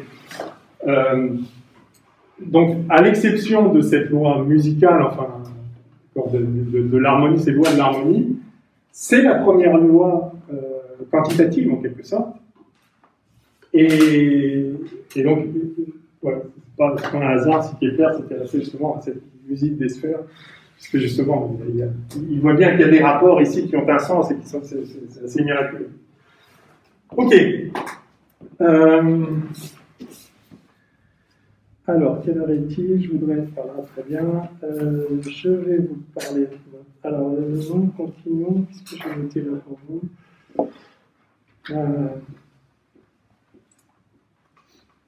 Ah oui, tiens, j'ai noté pour l'anecdote. C'est Kepler qui donne. Donc Kepler entend parler de la découverte par Galilée des satellites de Jupiter. Il reproduit lui-même l'observation, donc il est fasciné par ça, bien sûr. Il reproduit lui-même l'observation, il observe aussi ces satellites. C'est là qu'il commence, quand je vous dis qu'il se met à travailler sur l'optique, etc. Et c'est Kepler qui a donné le nom de satellite au satellite. Et satellite, je ne sais pas si vous savez, ça veut dire, enfin, ça vient du latin, qui veut dire garde du corps. Le garde du corps des planètes. Bon, voilà, c'est une anecdote. Ok.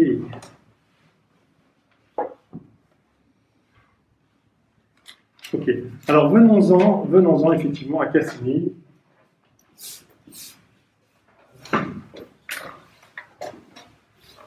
Venons-en à Cassini.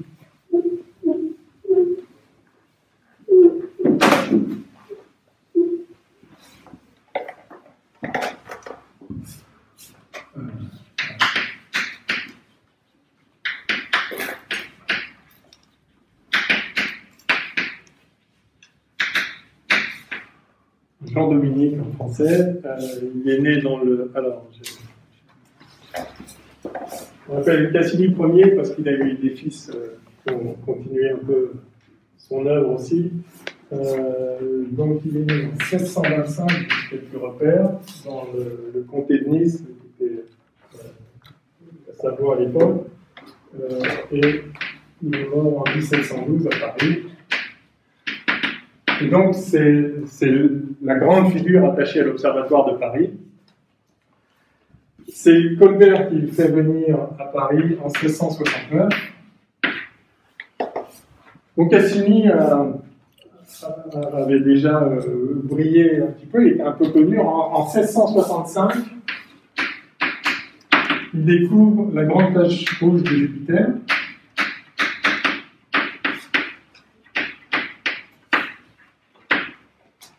Il est un peu connu. Alors, lui, très prudemment, il enseigne encore le modèle de Ptolémée géocentrique à l'université, mais bon, il se fait repérer très vite, et donc Colbert l'invite à Paris, et là, ça décolle. Il lui donne, en gros, il lui donne l'Observatoire de Paris, et sans toit libre, ça coûte tout ce que tu veux, tu l'as. Et alors, donc, arrivé à Paris, Cassini découvre d'abord des satellites, il découvre de Saturne, pardon. Jupiter, c'est connu, mais il découvre donc en 1671 un premier satellite de Saturne, Japet, puis en 72 un autre satellite, Rhea, puis en 84 deux autres satellites, très bien. En 1675, il découvre ce qu'on appelle aujourd'hui la division de Cassini dans les anneaux de Saturne.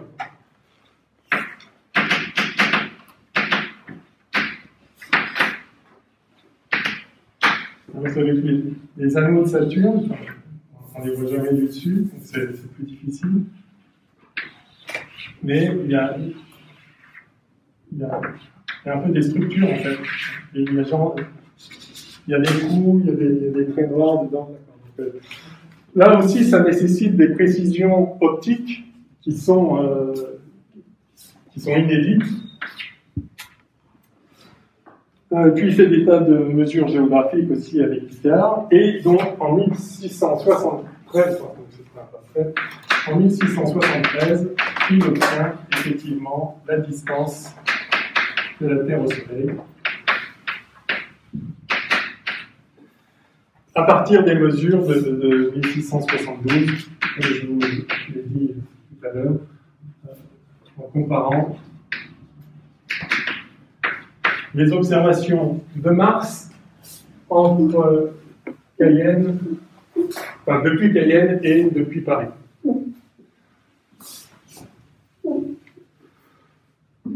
Donc, c'était en fait alors, je vais faire un petit topo à ce sujet, mais je ne vais pas rentrer trop dans les détails. Il y a des mesures au cours du mois de septembre 1672. Donc, grosso modo, l'idée, c'est de venir mesurer la parallaxe de Mars. Alors, c'est un moment où Mars est quasiment en opposition.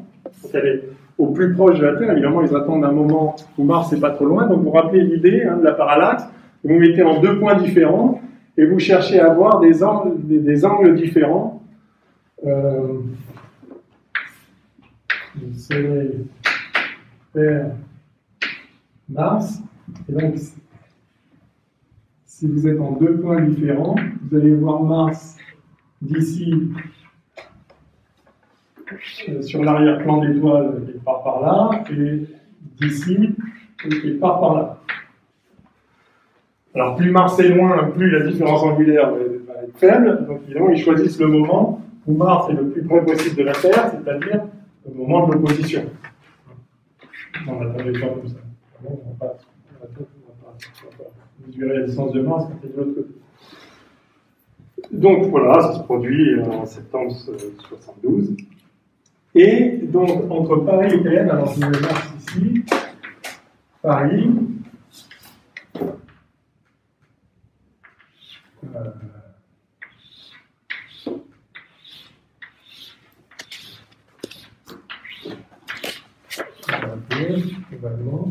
Cayenne, on va dire quelque part par là. Alors, le problème, c'est que du coup, c'est pas la même latitude, mais c'est pas non plus la même longitude. Il faut essayer d'imaginer un espèce de Cayenne prime qui serait à la même latitude que Cayenne, mais à la même longitude que Paris, de sorte que Mars culmine dans le ciel, se lève à l'horizon côté est, il culmine à l'heure dite, et puis il vient se coucher dans l'ouest. Si on est sur la même longitude, Mars culmine au même moment dans le ciel, évidemment, pour tout le monde. Si on est plus bas, ça culmine plus haut, un peu plus bas en latitude, donc à Cayenne, Mars a l'air un peu plus haut, et à Paris, Mars a l'air un peu plus haut. Mais ils vont être, à Cayenne prime ici, au même moment, ils vont être au maximum. Pourquoi il faut être au même moment? Parce que Mars bouge autour du Soleil et la Terre aussi. Or là, il va s'agir de mesurer des angles, des différences angulaires, à la précision de la seconde d'arc, ou quelques secondes d'arc. Donc une seconde d'arc, c'est un 3600e de degré. Un degré, c'est pas beaucoup, hein. La Lune, c'est un demi-degré dans le ciel. Donc un degré, c'est ça, vous divisez en 3600, il faut être précis, il faut pouvoir repérer la position de Mars par rapport aux étoiles à quelques secondes d'arc au maximum, parce que la parallaxe, en fait, vous allez voir, la parallaxe, c'est la parallaxe, pour tout le rayon terrestre, c'est 24 degrés. Ou pour le diamètre terrestre. 24 degrés, 24 secondes d'arc. Donc entre Paris et Cayenne, il y a moins déjà, comme relevé, si je puis dire. Donc il va falloir être à la seconde d'arc. Et donc, il faut être sûr qu'on repère Mars au bon moment, sauf que donc, comme Paris et Cayenne ne sont pas au même moment, à la même longitude, Mars ne va pas culminer dans le ciel au même moment. Donc en fait, ce que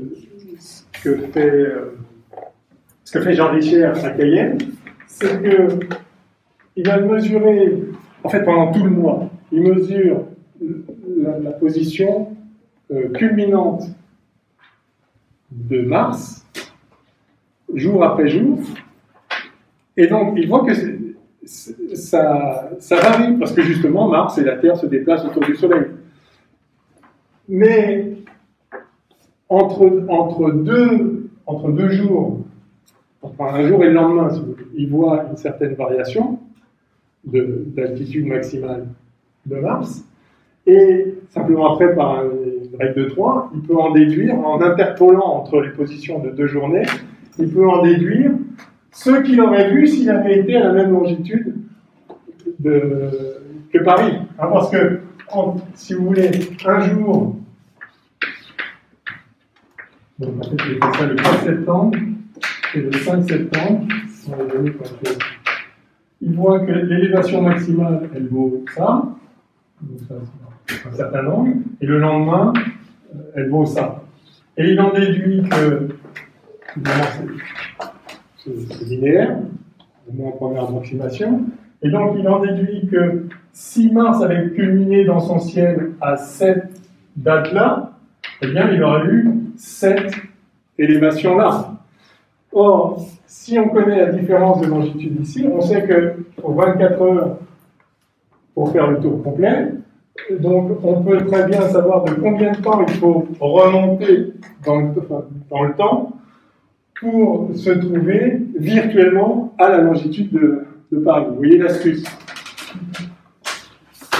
Au fond, chaque étape n'est pas compliquée, mais vous voyez qu'il faut avoir une vision complète de la chose. Donc, alors c'est ça qu'ils font. Ils arrivent à estimer à quelle hauteur aurait été dans le ciel Mars dans ce Cayenne virtuel à la même longitude que Paris. En faisant ces mesures, donc il y a un angle ici, alpha Cayenne, et puis il y a un angle alpha Paris. Connaissant alpha Cayenne et alpha Paris, eh bien on en déduit l'angle ici. J'ai appelé P comme parallaxe. Et par ailleurs, en connaissant la distance entre Paris et Cayenne prime, vous connaissez la différence de latitude et vous connaissez le rayon de la Terre, vous connaissez cette distance-là, et pan, vous avez, si vous avez l'angle et et la distance ici, vous avez la distance entre la Terre et Mars. Alors vous avez la distance entre la Terre et Mars ce jour-là. Évidemment, ça dépend. Mais si vous savez effectivement à quel moment vous êtes, donc si vous êtes en opposition ou pas loin d'opposition, enfin vous savez à quel moment vous êtes sur les orbites, si par ailleurs vous connaissez les orbites, il faut prendre en compte l'excentricité de Mars. De la Terre, c'est pas la peine, elle est vraiment très faible. De Mars, elle est un peu moins faible. Bref, vous faites les choses très proprement et vous arrivez à obtenir donc cette parallaxe et donc à déduire la distance Terre-Mars. C'est assez extraordinaire parce que c'est des mesures très précises. Oui, d'ailleurs, soit dit en passant, on veut une précision lors de la seconde d'arc, mais les écarts liés à la réfraction dans l'atmosphère, dont on a déjà parlé plusieurs fois, vous croyez que là, c'est là, en fait, il est un peu ailleurs, puis ça bouge beaucoup avec les fluctuations thermiques de l'atmosphère, etc. Si vous voulez être à la seconde arc, d'un seul coup, c'est facile de voir la direction de l'étoile, mais si vous voulez être précis à la seconde arc, d'un seul coup, c'est l'enfer. Donc, en réalité, les écarts liés à la réfraction atmosphérique est de l'ordre de quelques minutes d'arc, c'est-à-dire 60 fois plus.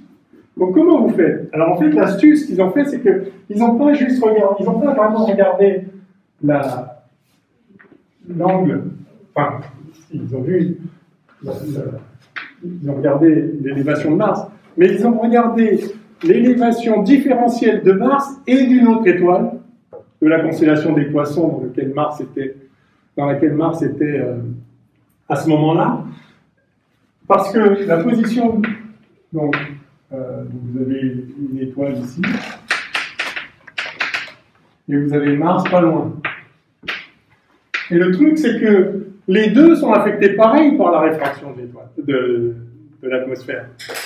Donc,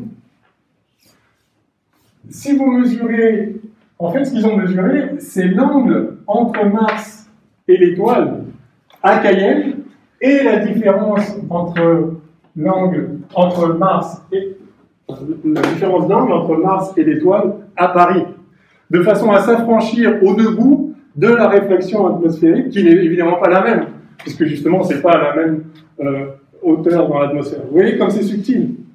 Encore une fois, c'est très simple, mais d'abord, il faut y penser, et après, il faut le mettre en œuvre précisément, pour avoir donc des mesures à la seconde. Donc, ils font quelques mesures, et ils obtiennent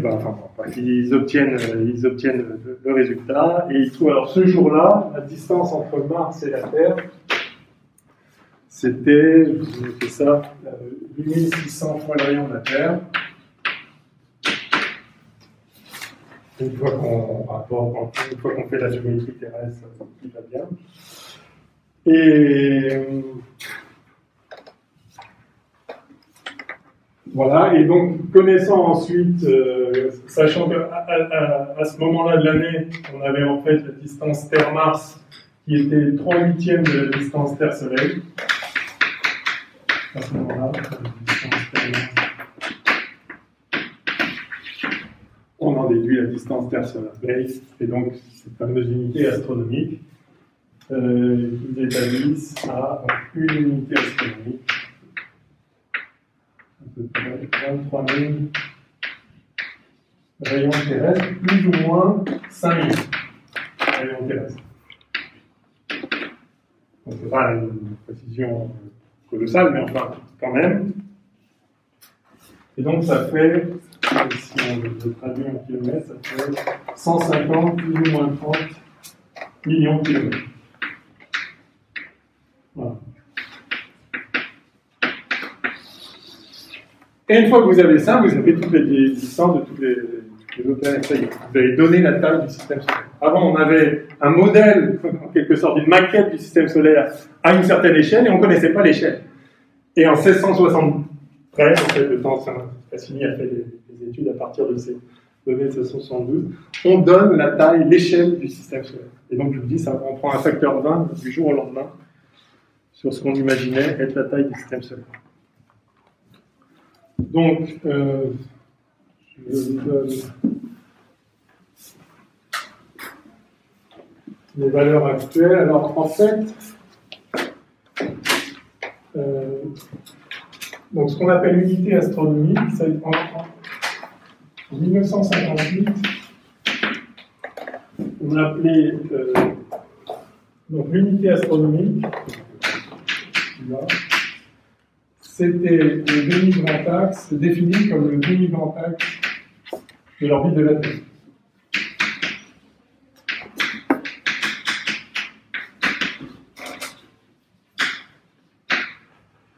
Le problème, c'est que c'est variable. C'est variable parce qu'il y a des perturbations gravitationnelles. Vous avez une comète qui passe ou Jupiter qui met un petit coup comme ça. Et donc, si on veut être super précis, c'est pas génial. Donc, en fait, on a changé. En 1976, on a défini l'unité astronomique comme le rayon d'une orbite circulaire autour du Soleil,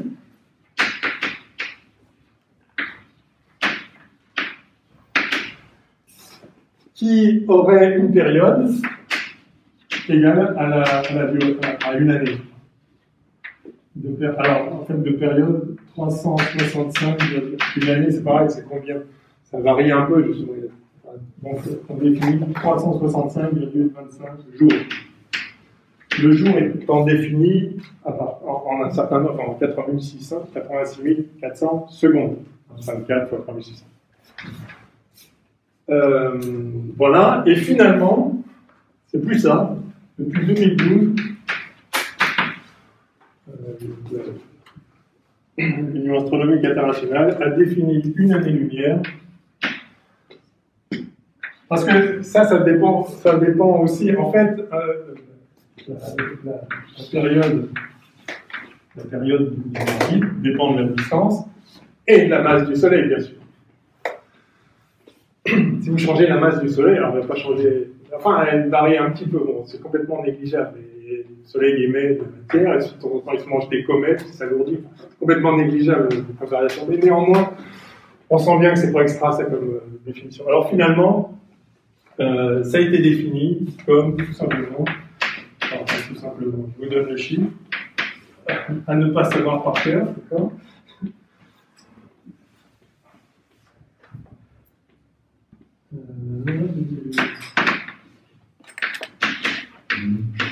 Voilà, donc 149 milliards 597 millions 870 700 mètres. Et un mètre, c'est ce que c'est par ailleurs. Mais c'est l'unité astronomique, du coup. Ah oui, j'ai mis année-lumière. Unité, j'anticipe, je suis avec l'année-lumière. Unité astronomique, ok. C'est une petite année-lumière. Oui, c'est une petite année-lumière. C'est à peu près 8 minutes lumière. Bien. Alors, bon, peu importe, en tout cas, donc maintenant c'est fixe. Ouais. L'unité astronomique, c'est ça. Et du coup, si l'orbite de la Terre varie, bah, de temps en temps, le grand axe, le demi-grand axe, c'est pas exactement une unité astronomique. On peut le mesurer en termes de ça. Oui. Il y a une incertitude Non, alors du coup, il n'y en a pas. On postule, c'est ça. Voilà. Du coup, il y a une incertitude sur le demi-grand axe de la Terre. Là, le demi-grand axe de la Terre, c'est une unité astronomique, mais on ne sait pas trop combien ça vaut une unité astronomique. En même temps, on sait combien ça vaut, mais du coup, on ne sait pas trop combien. Mais au moins, il vaut mieux savoir de quelle unité on parle. Voilà, plutôt que. Parce que la Terre, ça peut varier, etc. Donc, voilà, c'est défini comme ça. Donc, quand on parlera d'unité astronomique, c'est ça que ça vaut. Alors, donc jusque-là, on a fait de l'astronomie au sens où on regardait des positions, des paramètres géométriques des orbites. Mais en fait, la loi de Kepler, mais plutôt la compréhension de la loi de Kepler par Newton, l'explication, la démonstration de la loi de Kepler, permet de faire maintenant de la physique, d'associer de la physique à cette astronomie. Je vous rappelle cette loi de Kepler, A3 sur T2 égale constante. Quand Newton découvre, enfin, ou établit la loi de la gravitation universelle,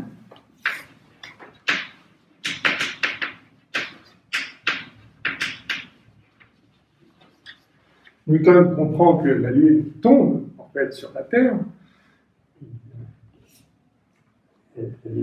elle est en orbite parce qu'elle tombe.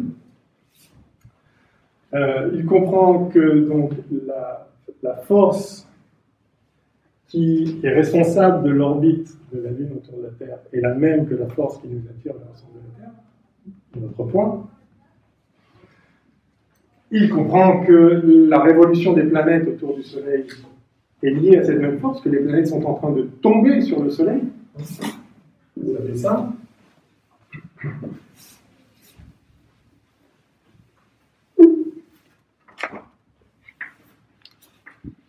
La Terre est là, voilà son orbite. S'il n'y avait pas la force du Soleil qui attire la Terre, si elle va par là, à cette vitesse-là, à un certain moment, ben, elle pourrait continuer tout droit. Sauf que justement, elle est attirée, et donc, au lieu de se retrouver là, elle se retrouve seulement là, et puis au lieu de se retrouver là, elle se retrouve seulement là. En fait, elle est en train de tomber en permanence sur le Soleil. Donc, on peut exprimer le mouvement de la Terre autour du Soleil, ou de la Lune autour de la Terre, n'importe quoi, à partir d'une seule et unique loi, donnée donc par la force de gravitation que vous connaissez tous, moins G, la masse du premier corps, la masse du deuxième corps, sur leur distance au carré, fois le vecteur unitaire qui va du corps 1 au corps 2. Ça, c'est la force que le corps 1 exerce sur le corps 2. Avec cette simple loi, on peut expliquer tous les mouvements dans le système solaire, y compris, donc c'est la même force qui est associée à notre point. Une fois qu'on comprend ça, on peut effectivement calculer l'orbite des planètes. On voit qu'elles sont elliptiques. Kepler l'avait établi avant, mais donc Newton démontre que les planètes doivent avoir une trajectoire elliptique avec le Soleil au foyer, et il démontre cette loi-là. Mais s'il la démontre, il fait mieux que dire c'est constant. Il découvre quelle est la constante en question. Et la constante en question, c'est 4 pi 2 sur G. Bon, c'est G sur 4 pi 2. Fois la masse du Soleil, responsable de cette force de gravitation.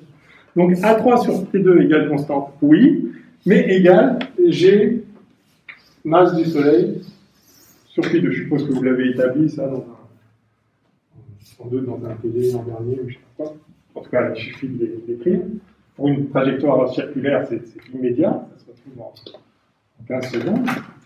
Parce que vous dites simplement que l'accélération V2 sur R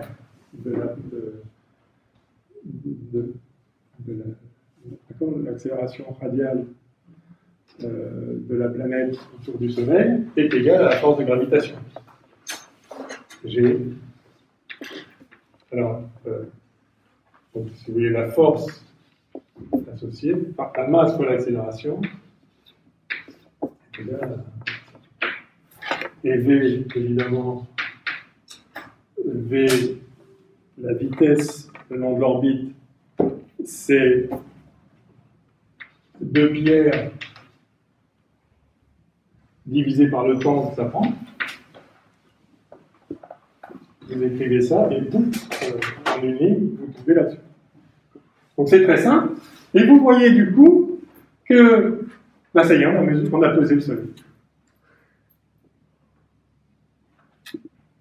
Il suffit de regarder le rayon de la Terre, de l'orbite terrestre, sa période, 1 an, pan, on a la masse du Soleil. Vous pouvez faire, alors, si c'est pas très précis, vous pouvez faire ça avec toutes les planètes. On a pour chacune le rayon, le demi-grand axe de l'orbite et la période. On trouve qu'évidemment, à peu de choses près, c'est tous constant. C'est comme ça que Kepler a établi sa loi. Il a vu que c'était constant. Maintenant, on sait ce que vaut cette constante. Elle vaut G, masse du Soleil, sur 4pi2. Alors, je dis, on a mesuré la masse du Soleil. A, à condition qu'on connaisse G. Et ça, c'est pas facile de trouver G. C'est facile de trouver G fois la masse de la Terre. Parce que G fois la masse de la Terre, ça, c'est l'accélération de la pesanteur. le petit g de 9,81, que vous connaissez tous, mètres carrés par seconde, enfin mètres par seconde carré, pardon. Ça, c'est ça. D'accord? Parce que mg, c'est la force de gravitation. Donc, g fois la masse de la Terre, facile. Et j'ai vu mesurer l'accélération de la pesanteur. Oui, mais ça pourrait être une petite masse de la Terre et une grande valeur de g, ou l'inverse, enfin, vous connaissez le produit des deux, vous ne connaissez pas chacun individuellement. Or là, on veut connaître g. Et donc là, c'était l'une des expériences les plus incroyables de l'histoire de la physique, c'est la fameuse expérience de Cavendish, qui reprend les travaux de Mitchell, qui est mort avant d'avoir mis en œuvre son idée de mesurer donc l'attraction de deux masses connues l'une sur l'autre. Quelque chose qui est extrêmement fin, et donc il utilise un module de torsion, enfin, peut-être un jour on parlera, en tout cas je vous invite à regarder l'expérience de Cavendish qui permet de mesurer en pratique la valeur de G. Du coup, on en déduit la masse de la Terre, on n'a pas pesé avec une balance, mais voilà, si vous connaissez les lois de la physique, en l'occurrence simplement la loi de la gravitation universelle, dès lors que vous mesurez G en regardant juste l'attraction entre deux masses, c'est tellement faible que c'est une expérience de fou, hein. Ça c'est 1798. Hein. Donc là, il faut des techniques d'une précision redoutable et une compréhension de la physique sous-jacente très fine. Quoi qu'il en soit, en 1798, on a une mesure de G. Du coup, on en déduit la masse de la Terre, pan. Et immédiatement, aussi, on a la masse du Soleil. On sait peser le Soleil avec une précision colossale, dès lors qu'on a une précision sur G. Enfin, colossale. On n'a pas une grande précision sur G, c'est difficile de mesurer G. Quoi qu'il en soit. Vous voyez comment on commence à faire, si vous mettez la physique avec l'astronomie, ok, avoir les paramètres des orbites, c'est très bien, il est à telle distance, ok. Mais là, si vous connaissez la physique par ailleurs, en l'occurrence uniquement la gravitation, vous pouvez faire des prouesses incroyables. Peser le Soleil, je ne sais pas si vous... Parce qu'on nous dit toujours, ouais, telle planète a telle masse, etc. Ouais, et comment c'est ça? D'ailleurs, comment on sait que Jupiter a telle masse? En fait, c'est pareil, une fois qu'on a compris ça, à ce moment-là, il suffit de regarder les satellites de Jupiter maintenant. Vous voyez à quelle distance, une fois que vous savez à quelle distance est Jupiter, vous voyez angulairement à quelle distance est le satellite. Donc vous prenez Jupiter, vous avez un satellite Jupiter qui sort autour. Vous voyez l'angle de son orbite, donc vous en déduisez la taille de l'orbite de Jupiter, enfin du satellite de Jupiter, et vous regardez la période. Vous attendez le lendemain qu'elle soit revenue, quoi, tout simplement. Et donc vous avez la distance, la période, vous avez G M Jupiter sur 4 pi 2. Vous multipliez par 4 pi 2, vous divisez par G, ça, vous avez la masse de Jupiter. C'est fou quand même. Donc quand on comprend les observations, c'est juste des photons qui nous viennent. C'est juste des photons qui viennent, tiens, un petit point à côté de Jupiter. Ah, puis tiens, il se déplace. Ouais, ben ça vous donne la masse de Jupiter. Parce que vous connaissez 2-3 choses en physique, 2-3 choses élémentaires. Alors imaginez, quand on a commencé à comprendre beaucoup plus de choses en physique, et qu'on a commencé à avoir des observations de plein de choses, pas juste quelques photons qui viennent, et ben voilà comment on sait ce qu'on sait sur l'univers. Donc on verra peu à peu, parce que ça commence à être l'heure. C'est mieux, j'ai juste encore le temps de dire une chose. On verra, voilà, un certain nombre de choses qu'on a pu découvrir sur l'univers, qui sont tout à fait fascinantes et qui sont inattendues. Par exemple, que l'on puisse... Enfin, ce qui est inattendu, bon, c'est inattendu que l'univers soit tel qu'il est, ok, mais c'est aussi inattendu qu'on puisse savoir ce genre de choses. C'est-à-dire, si vous retournez, je ne sais pas, si vous allez voir Platon et vous lui dites, oh, je vais peser le soleil, on va connaître la masse du soleil, c'est juste pas possible. C'est juste pas possible. Alors, je ne sais pas si vous savez, en première moitié du 19e siècle, Auguste Comte a écrit très précisément que il y a une chose qui serait à jamais hors d'atteinte, c'est la composition du Soleil. De quoi est fait le Soleil? Parce qu'on ne peut pas y aller, si vous y allez, bon, d'abord, pour lui, on ne peut pas y aller évidemment, combien on pourrait y aller Et pour faire une mesure, je ne sais pas, chimique, évidemment, on brûlerait immédiatement. Donc, il a dit c'est un inconnaissable absolu. On ne pourra jamais connaître la composition du Soleil. Quelques années après, on découvre la spectroscopie, c'est-à-dire que quand vous faites le spectre de la lumière, vous décomposez la lumière, comme avait fait Newton dans son prisme, vous avez toutes les couleurs en fonction de la longueur d'onde. On comprend que, évidemment, chaque couleur correspond à une longueur d'onde, à la fraction, tout ça, ça on l'avait compris avant. Mais on découvre les raies atomiques. On découvre que un atome bien précis absorbe de la lumière à une longueur d'onde, donc ça c'est en fonction de la longueur d'onde, si vous voulez, absorbe la lumière à des longueurs d'onde bien précises, ou en émet à des longueurs d'onde bien précises. Du coup, connaître la composition du Soleil, facile, regardez-le, c'est tout. Regardez-le en longueur d'onde, en fonction de la longueur d'onde, vous allez voir les fréquences qui manquent, et ce pattern-là, ces points-là, comme ça, avec cet écart-là, ça c'est l'azote. Et vous regardez de combien c'est absorbé, vous dites, il y a tant de pourcents. Après vous allez mais ça c'est de l'or, ça c'est et voilà. Et donc, en quelques années, il a été démenti complètement. Pourquoi? Parce qu'on a compris juste un truc super simple, mais quand même un peu élaboré, bien sûr, mais au fond super simple, c'est qu'en fait, chaque atome a sa propre signature. Alors du coup, vous commencez à avoir accès à la composition de ce que vous observez, le gaz, et puis du coup, vous voyez les mouvements, parce que si vous avez quelque chose qui émet ou absorbe de la lumière, vous pouvez repérer quels sont les éléments dedans, en voyant les raies d'absorption ou d'émission. Et si le corps est en train de se déplacer, s'éloigne de vous, ça fait du redshift, c'est-à-dire c'est l'effet Doppler. Vous avez l'ambulance qui s'éloigne, c'est plus grave que quand elle arrive, c'est plus aigu, donc c'est très simple. Donc vous voyez ce pattern de raies qui va se déplacer vers le rouge, ou vers le bleu, suivant vers le bleu si elle se rapproche, vers le rouge si elle s'éloigne. Et du coup, vous allez commencer à pouvoir mesurer des vitesses d'objets qui sont super loin, où vous n'irez jamais. Donc d'un seul coup, plein de choses s'ouvrent. Et là, on commence à faire de la physique. C'est ça l'astrophysique, en fait. C'est le moment où on passe de l'astronomie à la physique du cosmos, parce que d'un seul coup, on a mis le doigt sur les processus physiques qui sont sous-jacents à l'émission de lumière. C'est toujours que de la lumière qui arrive. Et sauf qu'on comprend 2-3 choses, et on sait interpréter cette lumière. Alors la toute dernière chose que je voulais vous dire, et on s'arrête, c'est que dès lors que 3 ans après, 2 ou 3 ans après que Cassini détermine la taille du système solaire, on a Rømer, également à l'Observatoire de Paris, qui mesure la vitesse de la lumière. C'est complètement fou.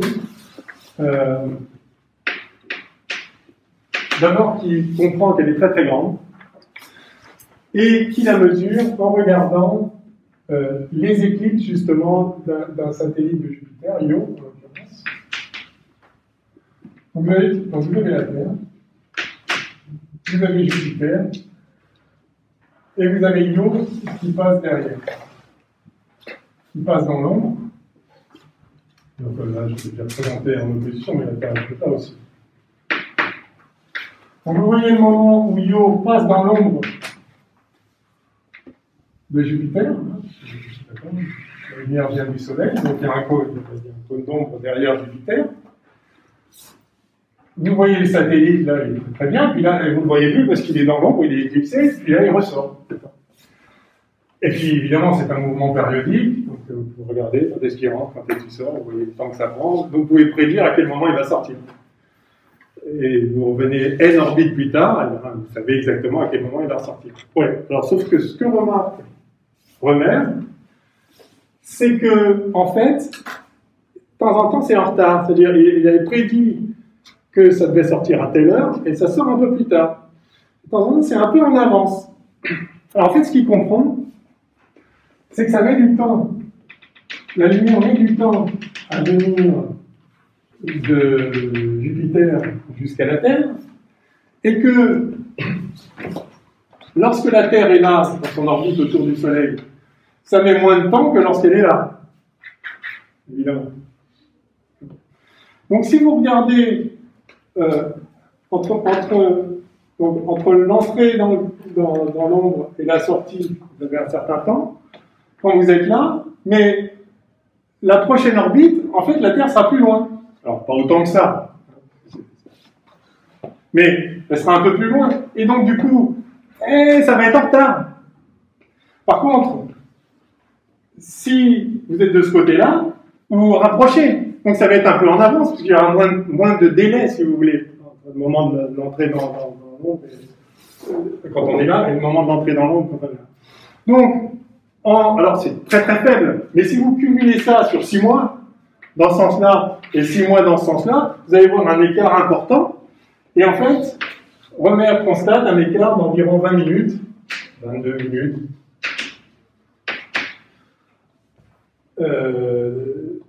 de là à là, et puis évidemment un rapprochement de 20 minutes. Il en déduit fort justement que 20 minutes, c'est le temps que met la lumière à parcourir un diamètre de l'orbite terrestre. D'accord ? Donc en 1672-1673, Cassini obtient la distance Terre-Soleil. En 1675, Romer mesure la vitesse de la lumière.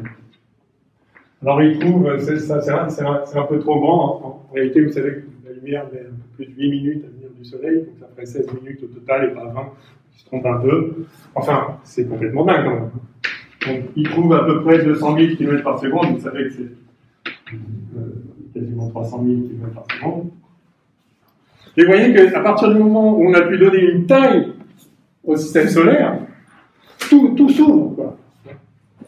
Et donc, voilà, c'est assez extraordinaire. Alors, Cassini, qui est un génie total, je vous conseille plus d'aller à l'Observatoire de Paris. Il y a la rue Cassini, juste devant, une toute petite rue, mais juste devant l'Observatoire.